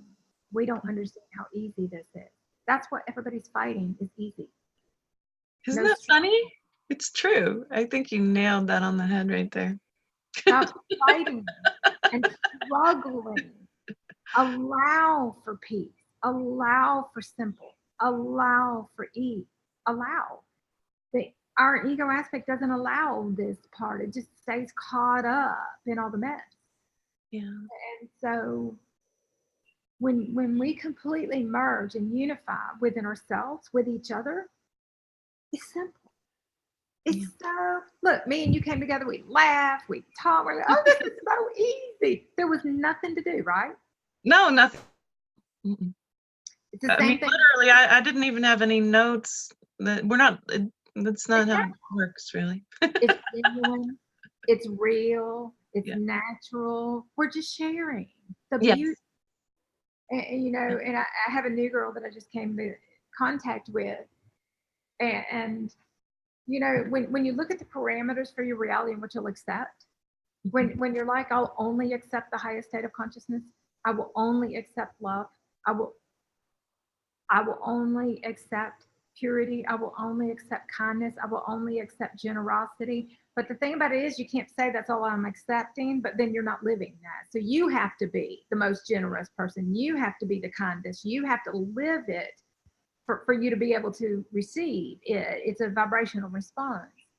Yeah. But I came together with somebody recently and we're sitting here looking at each other like, oh my God, this is so easy. This is so much fun.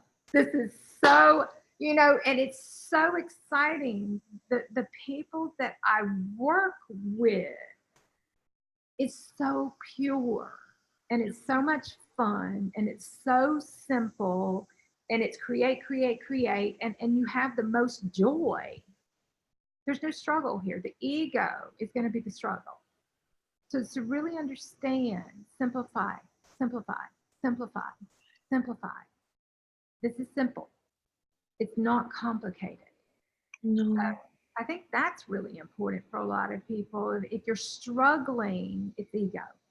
If you're struggling, it's to basically surrender the struggle. Yeah. We don't need to struggle anymore. No, we don't. We just need to let it go. Yeah. Let it go. Let the energy go. Let it go. Say, you know what? I'm going to let go of everything. I don't even care. I'm going to let it all go. Let it all go so you can shift. Yeah. Let it all go. Because what will happen is once you've let it all go, and you come back to peace, and the beauty and the joy and the magic comes back in, that won't matter anymore. Right. You will have moved on. You'll be creating. You'll be having a blast. You'll be playing. And what we do is, yes, we do work. Oh, Don't yeah. think you're not gonna work. That's a big misperception. Yeah, there's a big difference. Is New Earth all we do is play? Well, it's different. We play while we work. We are in complete joy, but we hold jobs just like, it's just our job is service on a multidimensional level, and it doesn't look like what anybody else. We actually do a ridiculous amount of work because we're able to actually accomplish a whole lot more because we don't have the distraction. Yeah. We're not chaotic. Yeah. We're not caught up in drama. We actually take our energy and focus it on birthing new realities and bringing more people through and re-educate. We have to completely re-educate everything to higher states of consciousness. It's a complete re-education system.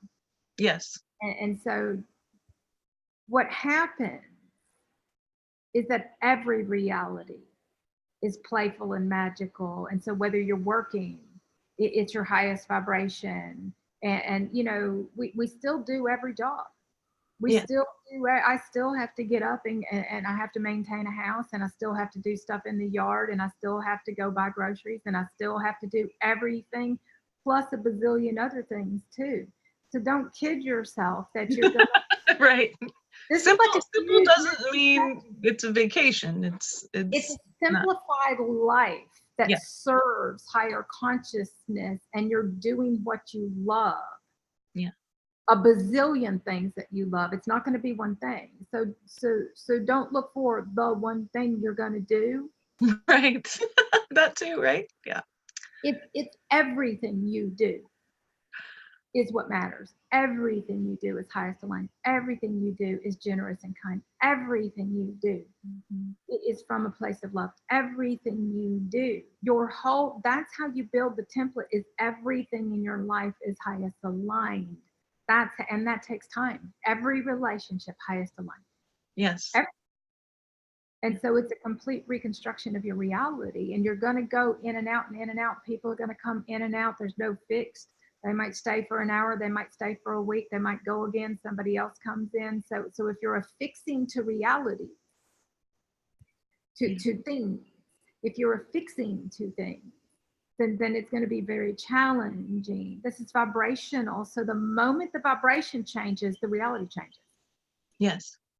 The moment the ego comes in, the reality collapses. Yes. And so it's really important that we are all functioning from our highest place, so you can maintain the constructs of the reality and birth and grow and build. It's all energetic. Yes. So yes. Does that help? You've not just been a great help. You really just are a fabulous being. Thank you. And I love your energy too. We had a blast. We came together like, oh, this is awesome. I love this. I love bringing together quantum physics and the scientific communities and the medical communities, because it's all a part of the whole. It is. It's many different facets, and we're really here to admire the many facets, how they're all one, and in higher state of consciousness, all accessible as well. Yeah. If we understand that there is a lower state of consciousness for every reality and a higher state of consciousness for every reality, then everything in the higher states of consciousness, if you will, everything is a part of the bigger whole. Same thing for the other dimensions, but it's just different in the purposes that everything serves. Right. And so when we can bring everything together and tie it all together and explain it and share the knowledge, then it makes it easier for everybody to understand. This isn't a battle anymore. Right. This is everybody uniting with their knowledge. This is open sourcing everything. I like that. I love sourcing all the knowledge. Love it. Yes. Because each one of us hold the template Mhm. for higher consciousness, humanity, and new earth inside of us. And as we live it and everybody shares and everybody opens up, as everything we need to shift everything on this planet, all the ideas, all the inventions, all of the I see this is possible, that is possible. All of a sudden it blows wide open the possibilities. Yeah. And it's everybody embracing what we have access to, because that is how everything shifts and changes. We have an abundance of answers. We have all the knowledge for how everything's supposed to work. It's about being the bridge keepers. It's about being the bridge. Yeah. It's about being the networking system. It's about everybody fulfilling those roles and coming together, because everything that we need for this planet is available for all of us. We just have to make it a priority and utilize it and support it and bring it forth and share. It's beautiful once we see how all this works. When the 12D templates, which is a very sacred and divine template, became available, everything became visible for what we're all here to be and do and how it all works. Everything's available now. We all just have to embrace it from inside and step into fulfilling those roles and unite and support. Yes. And all those things. And also, with that authenticity, with that kindness, with that love, openness, the sharing, caring, loving, and recognizing the ego and everybody and work respect together Yeah. to resolve and dissolve any ego stuff without making it the bad guy. Yeah, exactly. Yeah. And so say, oh, we got some ego involved. Let's break that down. Oh, we got some ego Oh, that's just ego is the same thing as a program. You're just running on an obsolete program. Yeah. You know, so we can change it to any word we want to use. It doesn't really matter. It's the understanding that the moment we identify an unconscious program, we just bring it into consciousness. It is that simple. We just all have to be willing and able and care. Yeah. Well, I know over 100 people have joined us today, and they are willing and they care. So I thank all of you for coming. And Lisa, how can people work with you? I really want you to just let people know, where can they connect with you for those who don't know. I'd love for you to share. My reality is a bit different than a lot of people's. Mm. I have a website that I've been building for years that is just full. You know, I have the mastery school, I've got courses. There is like a bazillion, there's tons. I do very limited personal sessions. So people, if they really, I would recommend actually like the courses and the programs and the writings I write are light and coded for years. There's just a wealth of, it's all activations. Everything I put out is an activation. Yes. So basically, I would say the Awakening to Remembering website, but we've got some other projects and stuff. We're always launching new projects and new things because everybody's working together and uniting all over the world. And so we're doing all these beautiful and amazing things. Yes. And so go to the website, look and see. I have a community right now. It's not open for enrollment. I'm revamping it because it's a new earth family. It requires everybody come from the highest place. Mm-hmm. And so it grows as every time we go through a shift, we upgrade and all that kind of stuff. But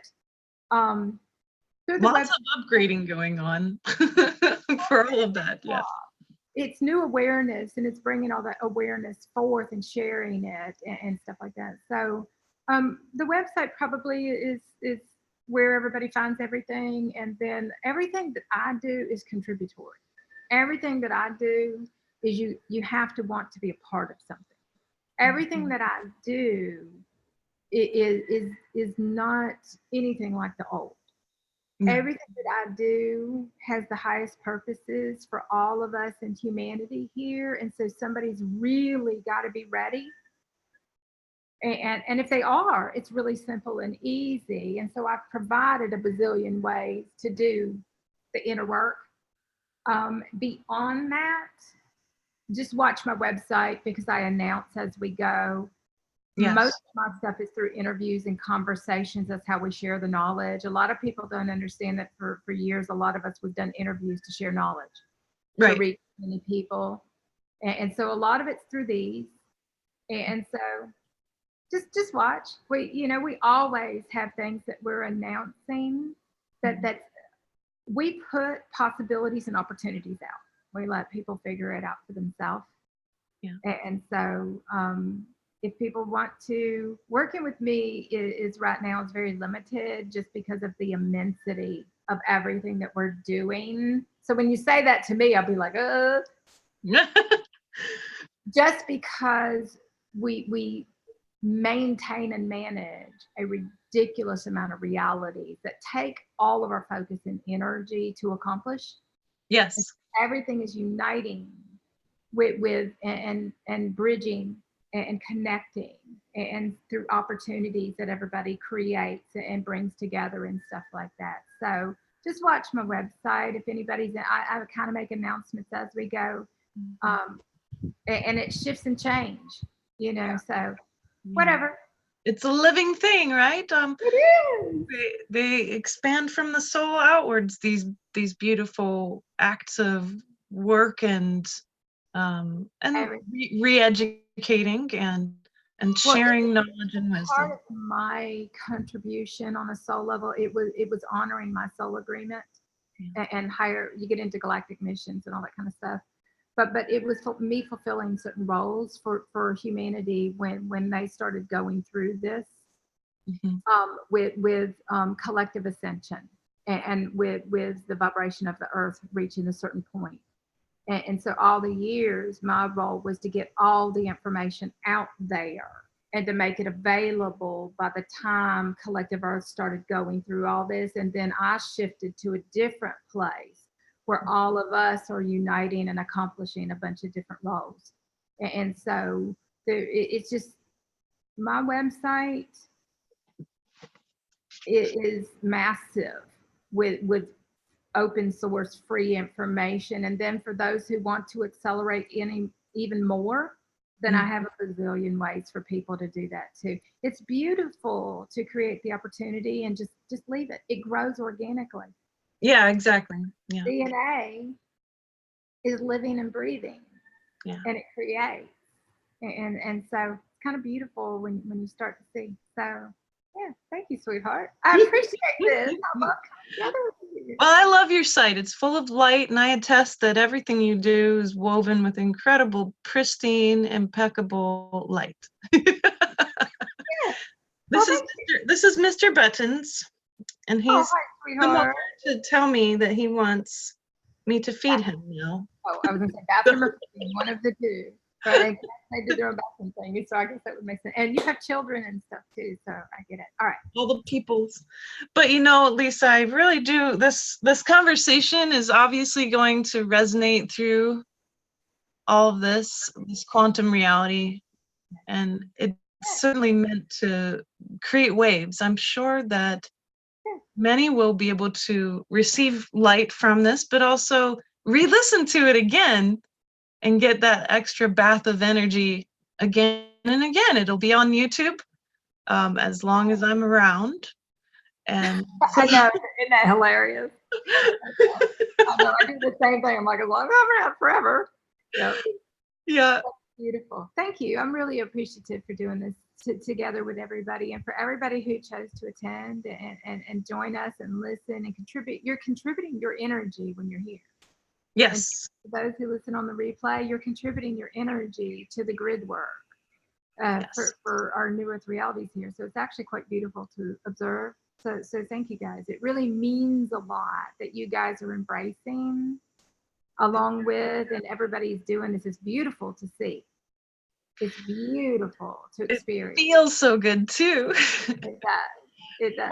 Well, and also I just want to acknowledge all the great questions we got. With these sorts of interviews, we never know exactly what kind of question will come through, but you had thoughtful ones, and I did notice them, even though we weren't able to answer all of them. But thank you so much for typing in. We really love that you were involved, that you were contributing, that we're all birthing together together by being in this. Thank you. Maybe Elizabeth and I can join back together again. We can take some of those questions and create a new thing to answer some things. Maybe we can. Good. Let's take the chat. We'll take the chat that we saw, and we'll definitely come down and concentrate it down to a topic that people might really want us to unwrap. And certainly thank you for all this time that you've spent with us, Lisa. It's so special. It's an investment in all of us. It's for all of us. So, love that. Thank you. When you start to understand everything that we share is an investment for all of us, you're invested, you care that much, then it's a pleasure and it's a joy and it's exciting. So thank you. I really appreciate it. Elizabeth and I'll figure out a way to maybe. Oh, we're going to do this again. Yes, absolutely. Come together and have some more people join. So yeah. Thank you. Definitely. Thank you all. Namaste. Have a beautiful day. Share this with your friends. We love you so much. And I love you, Lisa. Thank you. I love you too. Keep being a light, guys. Light, bright, shine. Keep being light. It's true. Thank you all. Thank you. All right. Thank you, Lisa. I really appreciate it.